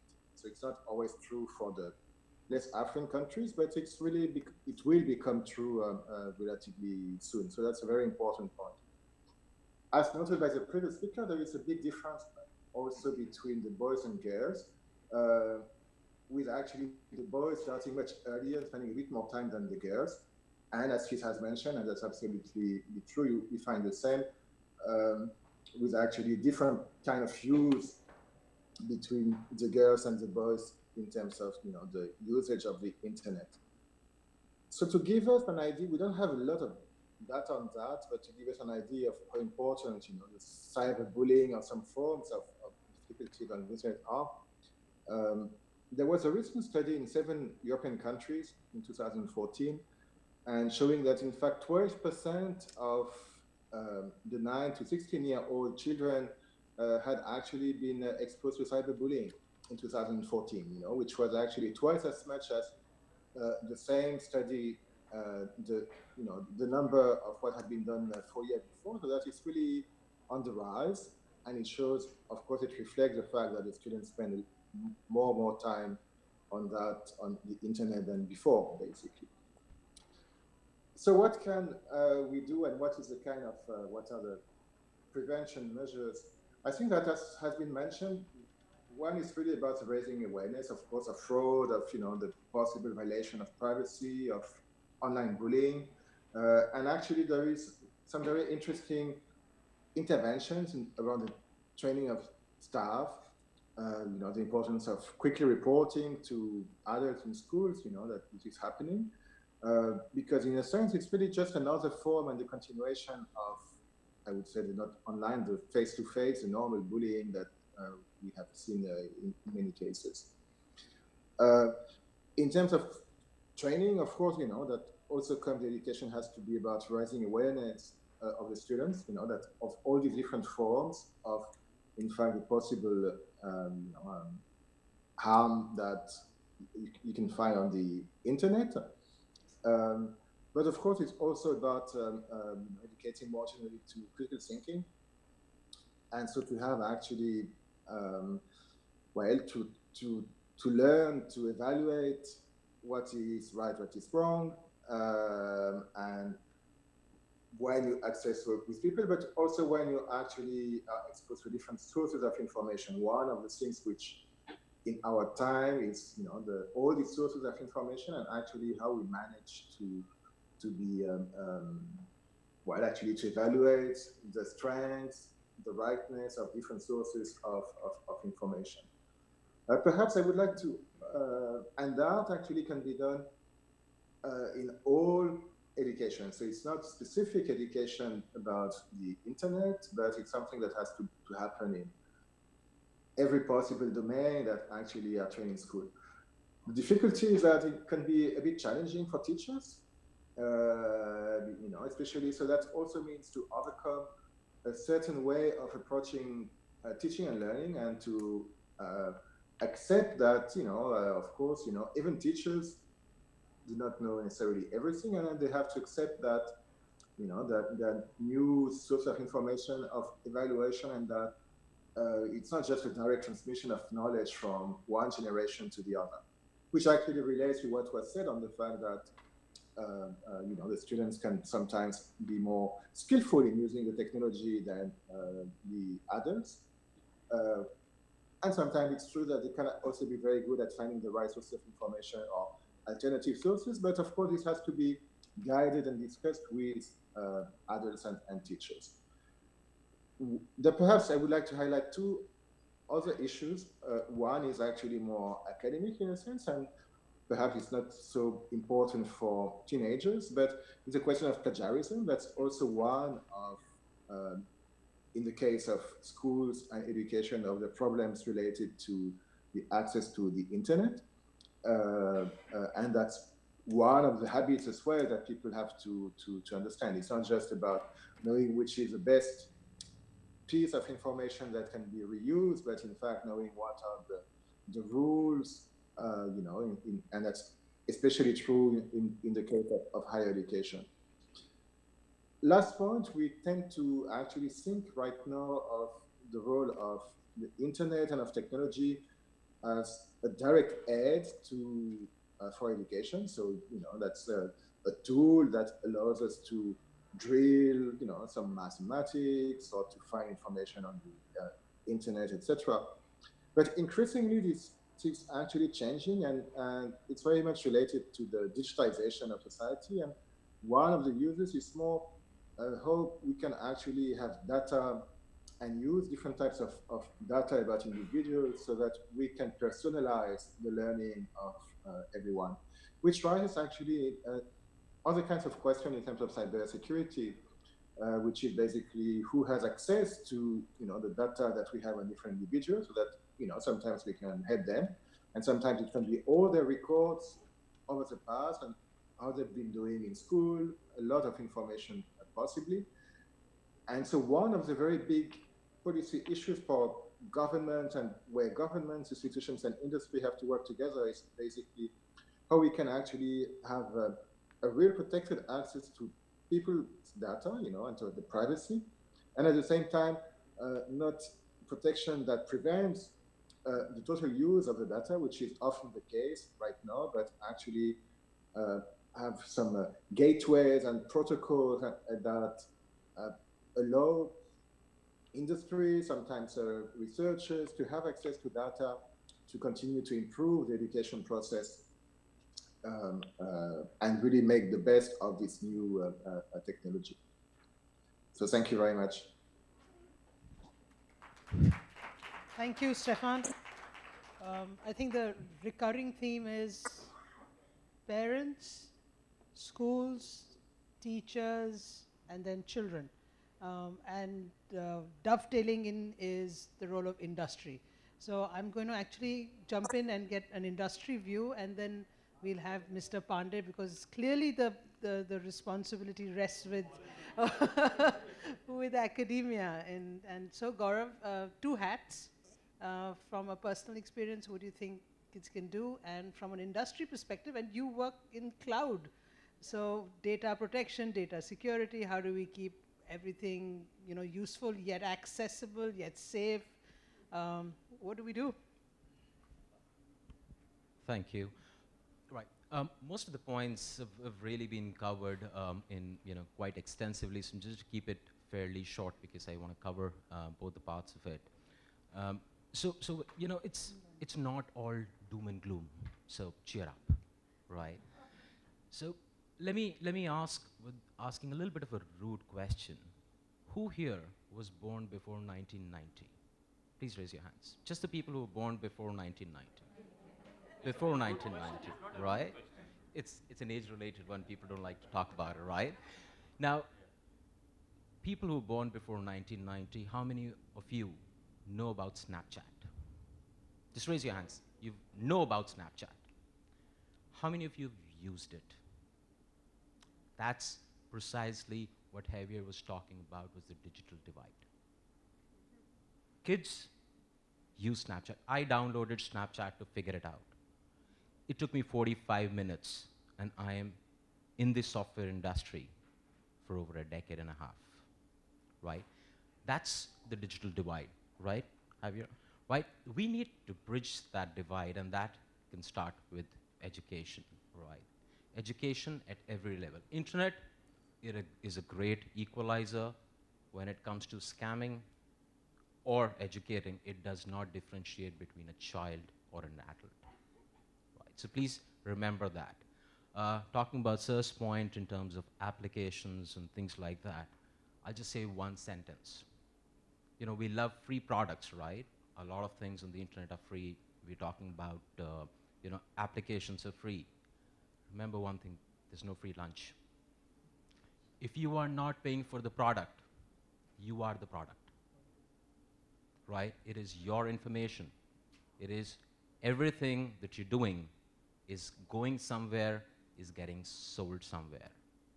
The next time you're talking about a holiday trip to somebody on the phone or texting or instant messaging, next time, please watch out when you go onto a website, you will see an ad for a holiday trip to that location, right? And that is what I mean when I say if you're not paying for a product, you are the product, okay? Please remember that from a privacy standpoint. The third thing that I want to talk about is in terms of educating ourselves or our children, right? And, you know, Sir brought up that point very beautiful, that whatever is happening, was happening in the physical world has now moved online, right? So that line has thinned or it's disappeared. So a simple thing, whatever we tell our children not to do in the physical world is the exact thing we need to tell them not to do online. We don't let them talk to strangers, take a candy from a stranger. Don't let them talk to strangers online. It's the same thing. We tell them not to go into a dark alley, right? We tell them that, you know, come back before it gets dark, or, you know, don't do this and do. It's exactly the same thing. It's, you know, when I got into the security industry a while back, you know, seems like a different life right now. We were talking about malware, which is malicious software, which is the bad software. Today, there is more bad software in the world than good software. A security software is going to protect you from bad software. An updated security software will do its level best to protect you from a bad software or a malware. But it can't give you common sense. And that's where it's moved. It's moved to social engineering. What Karnika spoke about was smishing, phishing, the wishing, the spear phishing, and so on and so forth. There's new terms that we see every day, right? Or WannaCry kind of ransomware. It's moved from a pure nuisance value to monetary benefits. Everything now is for a monetary benefit. We've seen with WannaCry, and with the cryptocurrency coming into place, you know, it's easier for them to get money. Earlier, they had to give you a bank account number. They don't need that now. It's Bitcoin or some other way that they will take the money from you. So from an industry perspective, you know, Karnika mentioned about the man in the middle, right? In the past, we've seen the distributed denial of service attacks on online businesses where they would ping your server so many times every second that your server would crash. And unless you pay them money, hey, they'll keep pinging, right? So we are always, sometimes, or always, I'd say, one step behind. We're catching up. There is a new thing that comes up, and then we go and solve for that, right? And then they move one step further, right? So that's how it is working. And from an industry perspective, the way we're going globally, we're talking about payments online, we are sharing our information. How many of you are aware of the dark web? Right. See, everybody, most of the people born after 1990 or maybe 2000 are aware of the dark web, right? The dark web is the underground web. It's bigger than the above-the-line web, what we usually see. Everything is transacted there. Credit card information is available for as low as $1. You know what's one of the most expensive things from an information perspective on the dark web? Your mail ID. Your mail ID sells for higher value than your bank account information, your credit card information. Because everything is linked to your mail ID. Your bank accounts, your credit cards, and your friends. Right? So with a mail ID, a hacker can do more damage to you than with the credit card information or a bank account information. So those are the kind of things that we need to watch out for. Education is the way. Bottom line, that's about it. Jumping on to the industry perspective, we've seen more and more companies, right from the smallest level, becoming aware because they're collecting more personal information from their customers. Every retail outlet asks you for your cell phone number, right? When you go shopping in a mall or anywhere. Add to that credit card information. Add to that now payment banks or apps. And you will see more and more wallets come in, more and more ways to transact come in as we move forward, right? So I always use this one line that, you know, our education system's job is to prepare our children for a world that today we cannot envisage, right? So that when they see a problem that they haven't faced before, they choose to think rather than remember, right? So we've got to prepare them that way, that they've got to think about it logically, then move forward. Now, from an industry perspective, we see that everybody, it's not IT department's job anymore to secure the company or the data. It is everybody's job. Absolutely everybody in the organization is responsible for it. That's why there are new tools, new software or hardware that's coming in every day to make sure that even the smallest organizations, even a shopkeeper with 1 or 2 computers which is connected to the internet, are safe. And not everyone has the right to download anything that they wish. Because I need a tool for 5 minutes, I download it, pirate it. We have one of the biggest piracy software markets in Asia, right here in Delhi, right? The biggest, most of the pirated software that we get, or the cracked software that we download from P2P networks, is laced with malware. That's the idea. Why else would I do it? It's monetary benefit. So everything is moving more and more towards monetary benefit, as I said earlier, rather than a nuisance value. Or what do I get in crashing a computer? Nothing. If I'm a hacker, I want money out of it. It's a full-time profession for me. So jurisdiction is tough, as Sir said, you know, she said, 5 servers in 5 different countries, go figure. What do you do? Right? Now, industry is taking as much responsibility for it, making sure that the products that we come out with cannot be tampered with, right? But nothing ever is foolproof, ever, right? There are more people working against us than for us. There are countries that are using cyber warfare.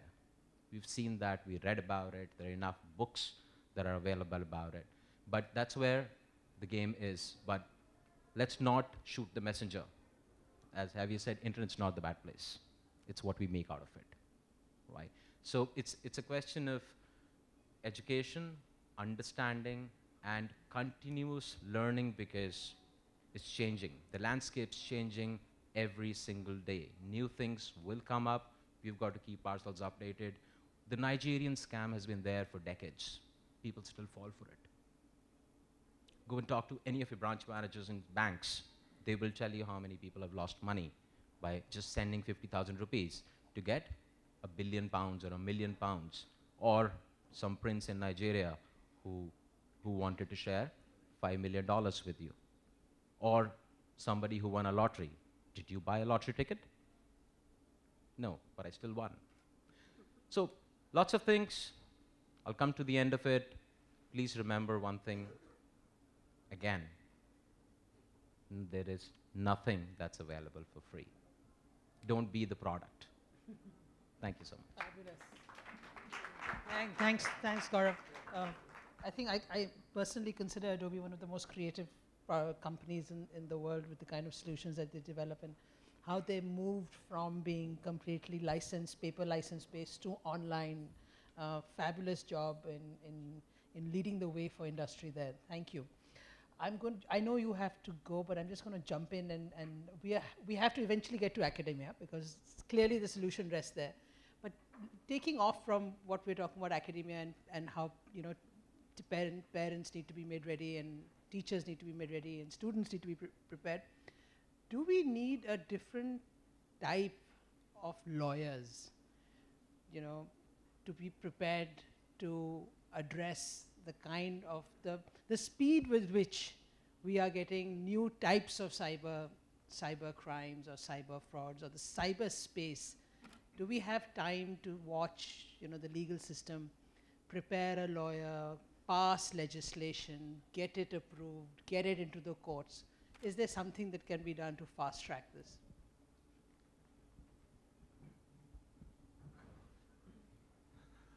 Thanks.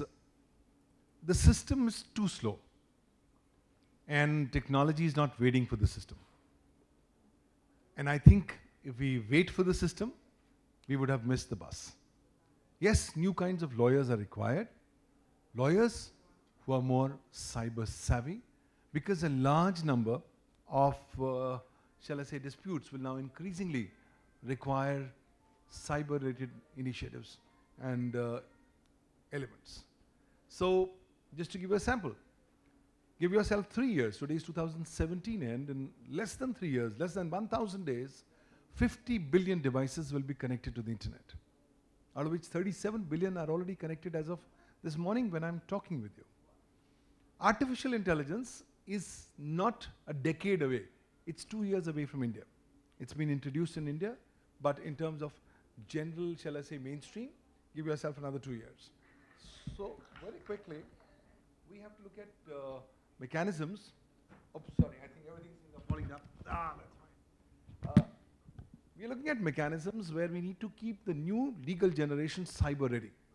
Because now, if you take random 10 legal matters, out of 10, on an average, there are 6 to 7 which have got a cyber element, an electronic element. There's some mobile, there's some email, there's some WhatsApp, there is some social media. As time passes by, this figure is going to come up to 8 out of 10 and even 9 out of 10.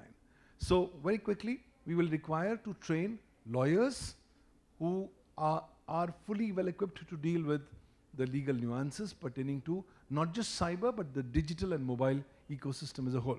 Why? Because the man on the road is already using the mobile. Whether we like it or not, this man who's uneducated knows far more about how to innovatively use this mobile for his own business. So Indians are getting very sadistic, they are getting nasty, cyber trolling, defamation is happening left, right and center, and consequently, very quickly, we will have to come up with appropriate changes in curriculum. Cyber law, by the way, is still not officially recognized as a course in the legal curriculum by the UPSA. I think we'll have to start even going to the schools, maybe from the first standard onward, include cyber law and cyber security as part of school curriculum. Why? We are already giving these devices to children at the ages of 3 and 4. Are they fully well prepared to protect themselves? Not at all. Today, gone are the days when bullying or ragging used to be a problem in schools. Today, cyberbullying and trolling are the #1 problems in schools. So I think we need to re-engineer the way we are thinking at things. Cyber security is not a governmental responsibility. It's everybody of us' responsibility. If I'm messing up on my device, how can the government help me? The government will not help me. It cannot even think how I'm messing up with things. So I think we will have to inculcate cyber security as a way of life. We have to be quickly prepared for newly emerging technologies like blockchains, which will completely not just make banks and financial institutions redundant, but will also provide for more innovative uses of this new technology for electronic governance purposes. The state of Andhra Pradesh, for example, has now declared that by 2019, all their land records and all their electronic governance data will be on blockchains in the next 2 years. Now, South Korea has come up with a new model of how they're using blockchains for electronic governance. Internet of Things is going to be a nightmare. We have to be prepared. Do not trust. Indians are massively trusting people online.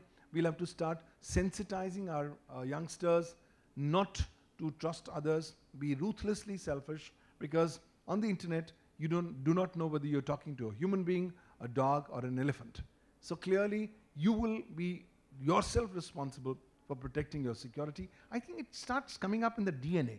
You will have to start making cyber security as part of people's DNA.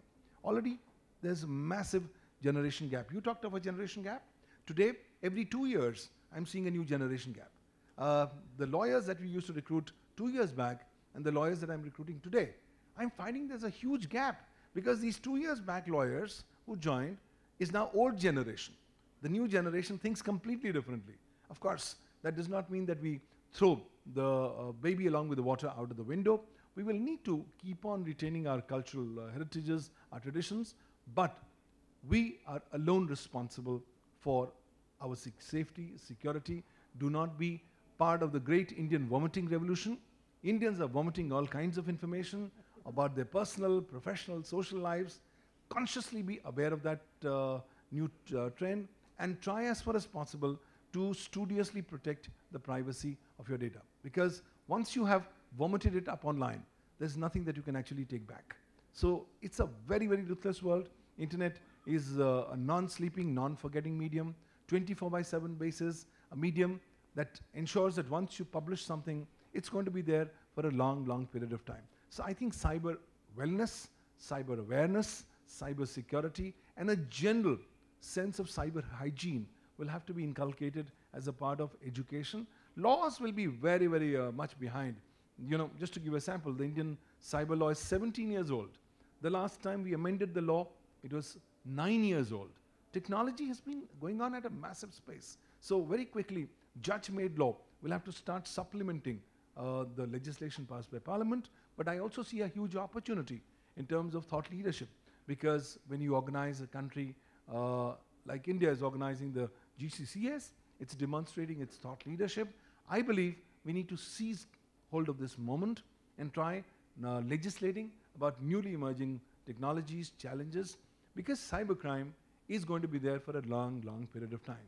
As per one estimate, the global cost of cybercrime will exceed $6 trillion by 2021. And I believe those are inaccurate figures. The actual losses will be far more.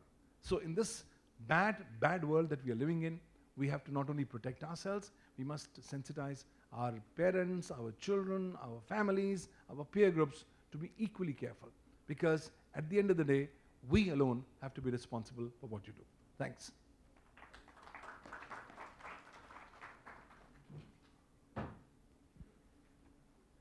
Thank you very much. I think I'm going to start writing a blog after today's panel discussion. I have so many ideas. I think the one thing that Mr. Dugal did share about, how it's something that we can't do on our own. And I think we have Ritu Narayanan online with us from London. And she's doing some really interesting work in the UK to create a national response model against cybercrimes, and also looking at a global alliance around We Protect. So I would like to get Ritu. Ritu, are you with us? On.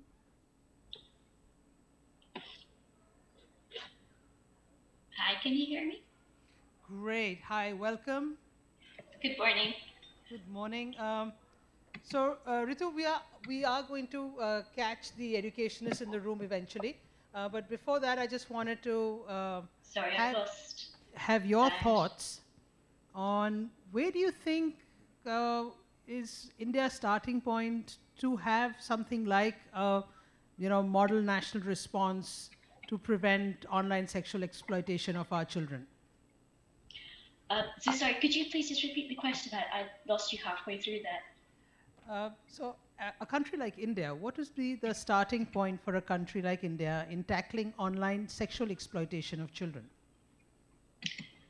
So I think before we look at even just the actual response from India, I think what would be good is just to also set the context for what is actually happening as a global response. Just to give you some background, we were tasked by the Prime Minister in December of 2014 to hold a summit which invited 54 countries, about 40 technology companies, and NGOs in attendance with the basic premise of how do we tackle sexual exploitation of children online. With this particular initiative, the summit gave rise to the We Protect Global Alliance, which effectively is a global movement which brings together the influence and expertise and resources that are required to transform child sexual exploitation and how it's dealt with. Its key mission is to increase the number of victims that are identified and safeguarded, increase the number of perpetrators that are apprehended, and basically to have an end to online child sexual exploitation. So since 2014, our geographical reach is increasing. We are now at 79 countries who are members of the We Protect Global Alliance. We're joined by 20 global technology companies and 17 NGOs.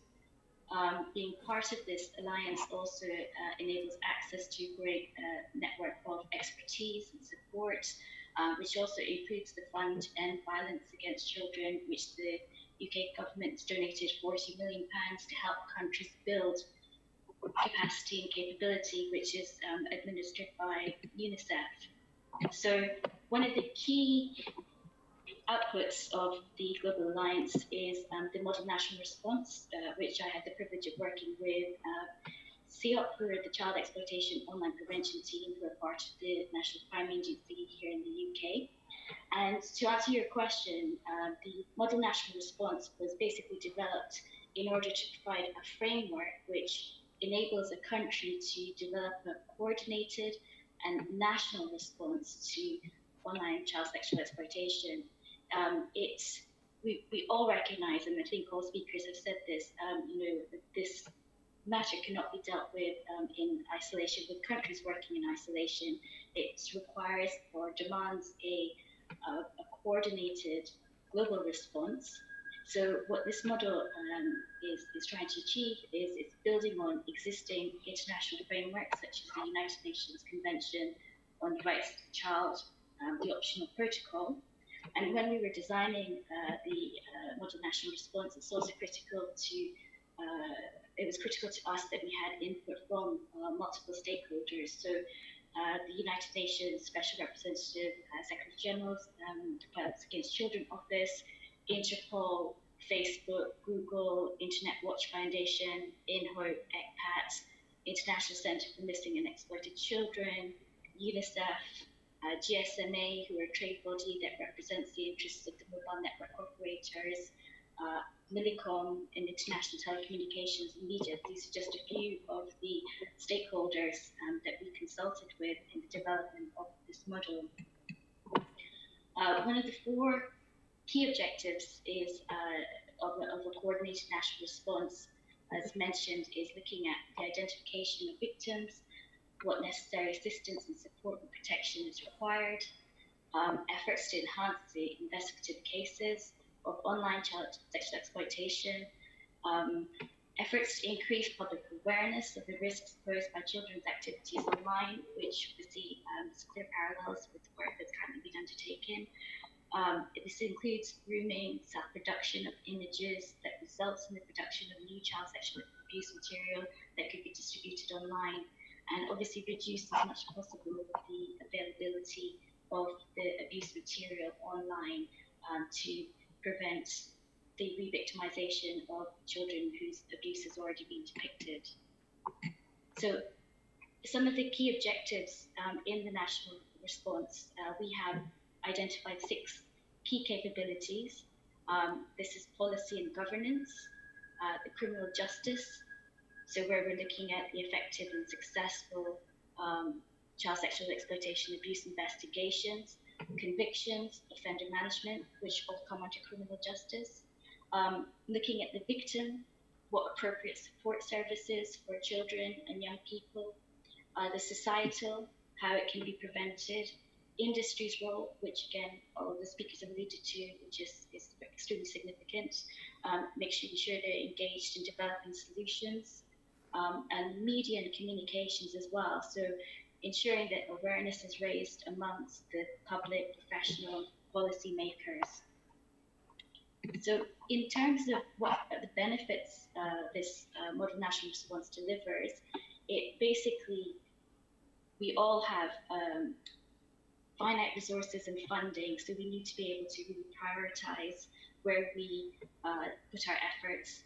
And so the model national response effectively will help country, if such as India, evaluate its current response to child sexual exploitation, abuse, identify the gaps, enable it to prioritize a national effort in filling those gaps as well.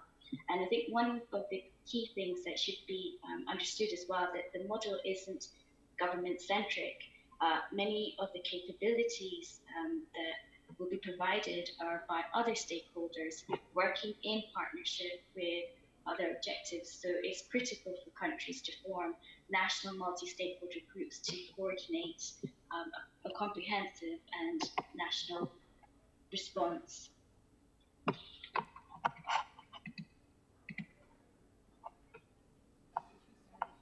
Thanks a lot, Ritu. That was wonderful. I think the microcosm of a national response system in India is actually our schools, and a lot of our parenting and our responses do rest in schools. And Mr. Pandey, you have heard from lawmakers, you have heard from multilaterals, you've heard from industry.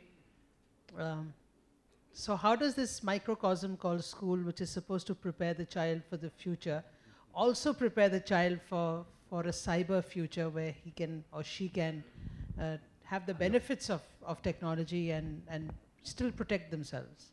All in 200 days of a school year. Yes. How much time I have? About 5 to 7 minutes, so that we can have Q&A is what the idea I'll is. quickly change my seat also, because this projector light has been staring in my eyes for a very long time. So I'll come here. I'm happy that Pawan left. So good afternoon, ladies and gentlemen. In 5 to 7 minutes that has been given to me, 1 minute of what I wanted to say has already been said by these distinguished panelists, and therefore my job is really very tough, how to rephrase it or how to conclude it in a manner that it becomes meaningful for this very nice, magnificent audience. We started with cyber security, right? And we came down to what should happen in the schools. So yes, you very nicely said that, from the macro level, we have come to the micro level. So why it has come to the schools is, I'll tell you, for 3 things. The cyber security issues are going to impact, 3 things. Not impact, but there are 3 issues involved in. First of all, what are the threats of the cyber security? That is number 1. And who is the most vulnerable for these threats? And third is, how huge or severe the impact is going to be of that cyber security issues. And if you really come down to this, I think the young children today, they are the most threatened ones, they are the most vulnerable, and their whole life will be devastated and ruined. That will be the extent of the impact. And therefore, I'm very happy that the audience here and the panelists, they are very concerned about as to what should happen here. Now, one lawyer is already here, Pawan has left. This morning when I took out the newspaper, I was so depressed with one news. The news is that the government has deposed in the Supreme Court today that it cannot do anything about the blue whales. Can you imagine it? Which means government has not said it out of slumber. Government has said it after consulting the security experts, the technologists, and everybody who they could consult, and they have found at the end of the day, badly so, that blue whales cannot be stopped technologically. Now imagine what is the impact of it. It means we have to go back to think as to what kind of innovations we require in countering these cyber security threats. So is there any technology available which is very timely, which is very innovative, which can solve the critical issues very quickly, and also a technology solution which is very sustainable, both in terms of the service and also in terms of the product and also in terms of the product and service provider. So, that sustainability is also very, very important. So, what comes to this is that if technology is not going to find the solution, then what are we left with? And perhaps Mr. Venugopal said in the Honorable Supreme Court that parents have to take responsibility. So, I am not surprised that here also the general narrative is that the teachers and the principals and the parents have to take the responsibility. So, coming to this, what kind of responsibility we have to take, and what we have to do is that, you know, we are the citizens, proud citizens of a country where we take pride in not tightening the seat belts. We take pride in dodging the traffic police without a helmet, right? So, that is the culture that we come from, and how do we suddenly expect that in the cyber space we will follow all the rules and regulations where there is no traffic police, okay? And the only consequence is that we will realize the kind of devastation that we are going to face in terms of threats and bullying and cheating and things like that. So, it means we have to develop the culture of security right from the very, very young age, and that is the responsibility as a principal. I feel that how to tune or tweak or reconfigure our curriculum where culture of security becomes an integral, because all our children today and tomorrow, they will spend more time in the cyber space rather than in the real space. So, that is the challenge that we are going to face, and hence I would suppose that our vision statements of the schools should also be redesigned and rewritten, and instead of saying that going to provide holistic education and making them the best person of the world, I think what we have to do is that our vision should be to teach the children to grow with the culture of personal safety and security. So, that is the one message that I would like to convey. The second thing which is very, very important is from the children's point of view, that since you are spending most of your time, the companies like Adobe, Google, Microsoft, Oracle and things like that, they are also watching you very carefully. And you may not be aware that they are making a very secret, confidential portfolio of yours. So, what you say, what you do, how you behave, how you react, what kinds of sites you are visiting and things like that, you know, this everything is being encrypted in the portfolio that these companies are making. And therefore, don't be surprised that in your next job interview you are not considered, because they have found that your portfolio that they have prepared secretly in the cyberspace is not matching the culture and your alignment with the culture of the company. So, at least for that reason, I think we have to be very, very responsible, if no other reason is good enough incentive for us. And the third reason is, let me finish, sir, then you can ask question. Will that be all right? Just 1 minute more, 1 minute more. And after that, I think since our children are very, very, everybody says they are technologically very savvy and they are very good, it is fine. I think India could be the hub where the cyber security technology could be delivered not only for India but also for the world. And therefore, cyber security could be presented to the young children as a new career option. That is something which people are not thinking about. You know, there is a huge shortage of people in the cyber security career way, and therefore a mass awareness program, a career progression program, a curriculum designing program in best of the universities or IITs in the cyber security field could be another way to bring the awareness at the doorstep of the young children. And I think these 2 or 3 things, if they are put together, and parents and schools and children, they start working together to make our children not only safe in the physical world, which is also very much threatened, but also the safe in the cyber world, could perhaps partially answer some of our concerns. Thank you very much.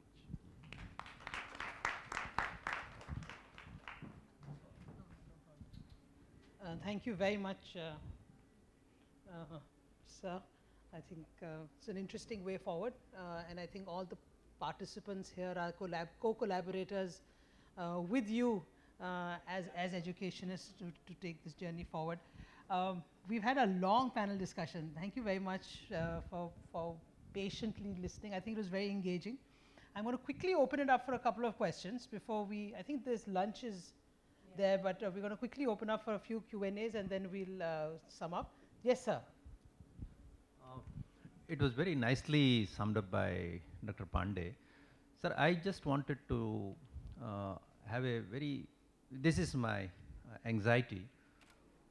Altogether, we have boiled down to a single point, that tell the child and tell the parent. Okay.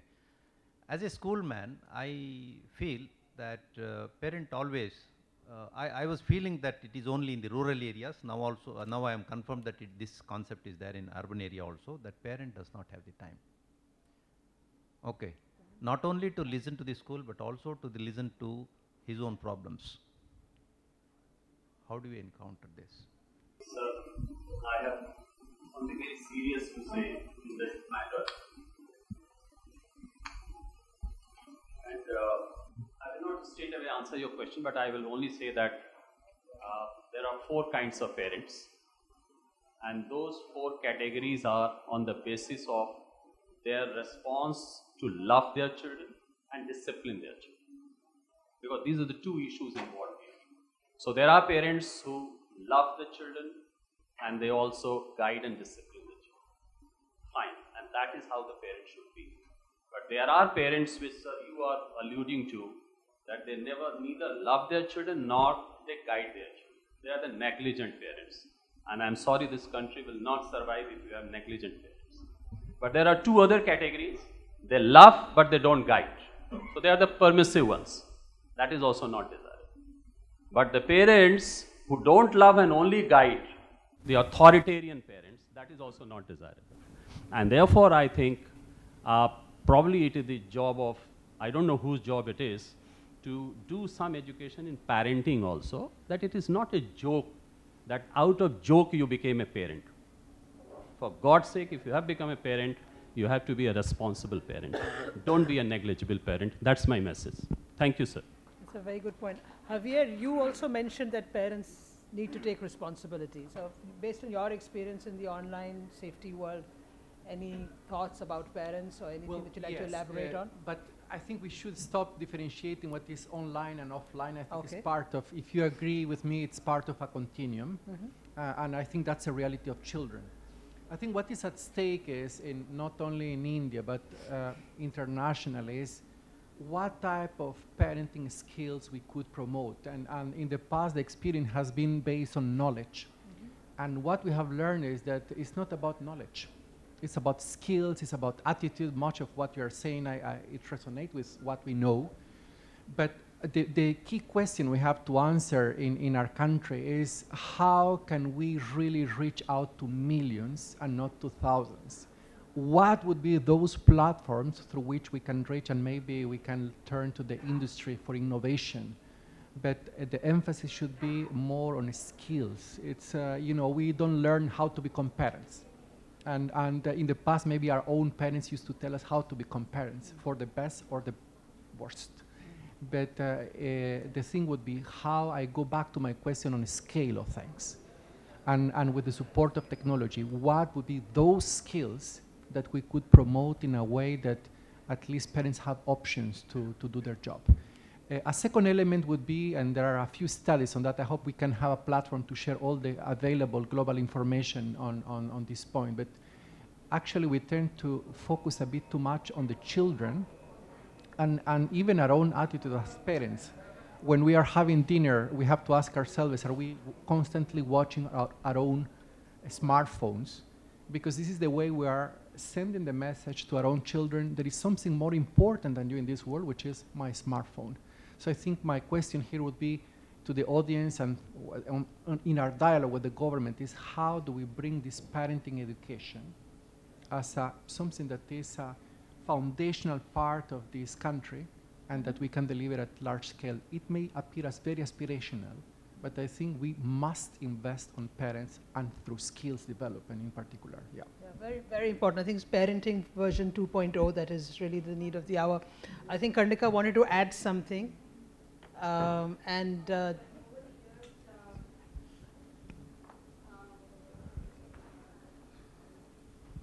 While working on child safety over the years now, I've realized that a couple of steps which are very important to from the point of view of parents, role of parents and role of teachers. When it comes to schools, there are certain committees which are being formed within schools. They look into the fact that whether the school has an IT policy in the first place. And if it does have, then are the right softwares, right filters put in the servers, and the firewalls are there in the school libraries. And some schools have started giving tablets for tuitions and for home workshops, and they have even documentaries on that tab. Or classroom teaching is also on the tab. So how fast we are moving in terms of technology. Equally important is the measures that have been adopted to protect them from objectionable content. When it comes to problems, there have to be school counselors. There are school counselors in most schools now. And the idea is to build confidence in the child, to build trust in the child that he can confide in a teacher. If there's a problem, there's confidentiality maintained in the school, and the counselor can guide, or the teacher can guide the child. At the same time, PTAs, when they have parent-teacher meetings, there are workshops, special workshops. I've myself taken a few workshops with parents alone, with teachers alone, and sometimes with children and teachers and parents to guide them on cyber safety for children. And that is really helpful because then there's one uniform platform where everybody is understanding what is being imparted. It's not just, certain sessions are only meant for parents because there are certain more things which are discussed there. But then at a harmonious level, the children can interact, the parent is also interacting, and the common issues can be discussed and a common consensus can be arrived at. So they're very helpful. I think those are very important. Role of government comes in when they should be running documentaries, and I think there is a proposal to do that, and they're coming up with online books, radio ads, TV ads, newspaper ads to protect child safety, which is also very crucial. At the home front, having dinner together is very rare scenario these days. And mostly it's with watching TV, which is again a very negative thing. So the family bonding is very crucial. The value system, the morals which we used to follow earlier, they were not just there for the namesake. They had a very big role to play. That's lacking, and that is required. The moment the trust comes in, the child can confide in the parent as a friend. And that's something which I myself have a mother of 2, and one is 12, one is 10. And I know how crucial they would want to share what they've done in the day.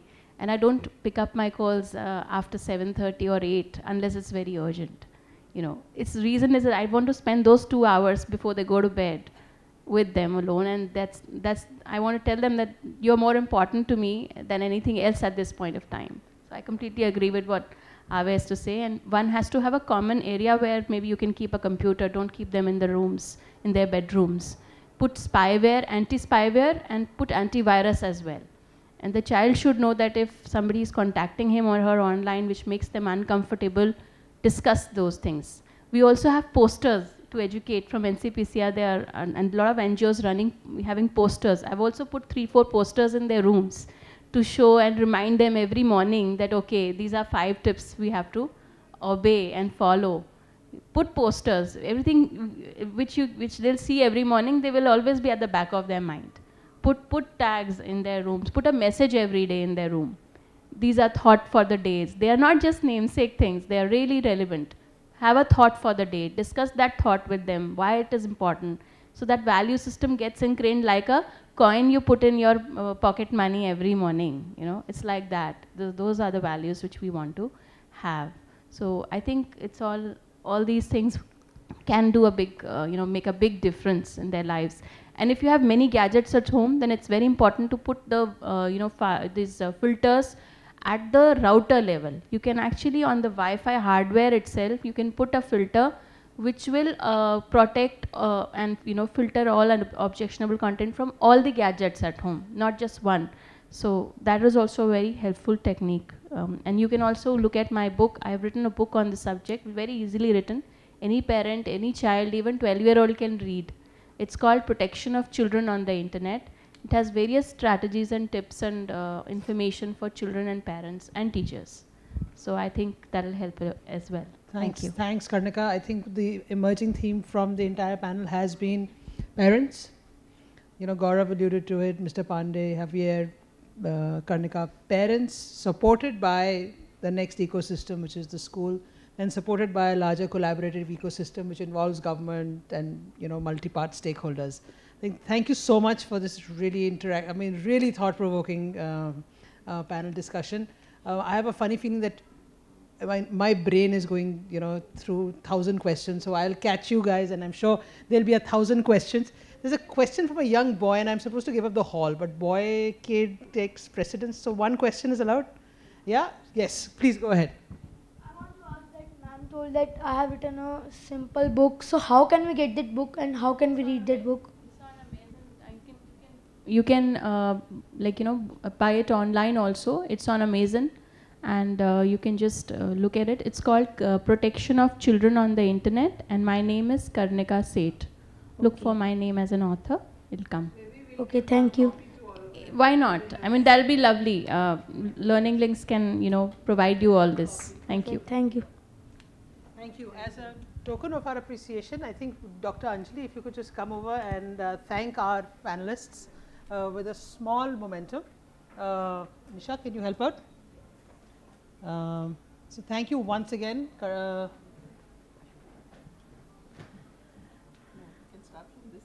I started from A, alphabetically. Mr. Pandey, thank you very much. Your role is certainly pivotal in this dialogue. Mr. Pandey.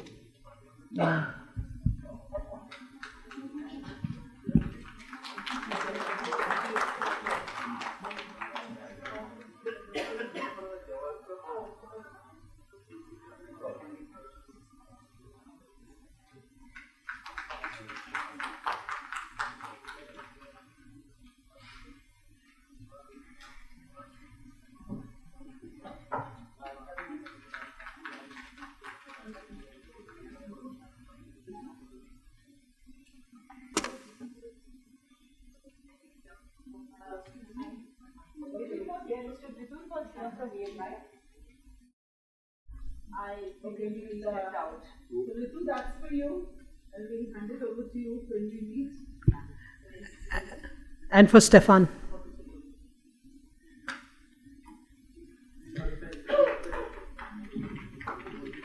And this is, if Stefan is still online.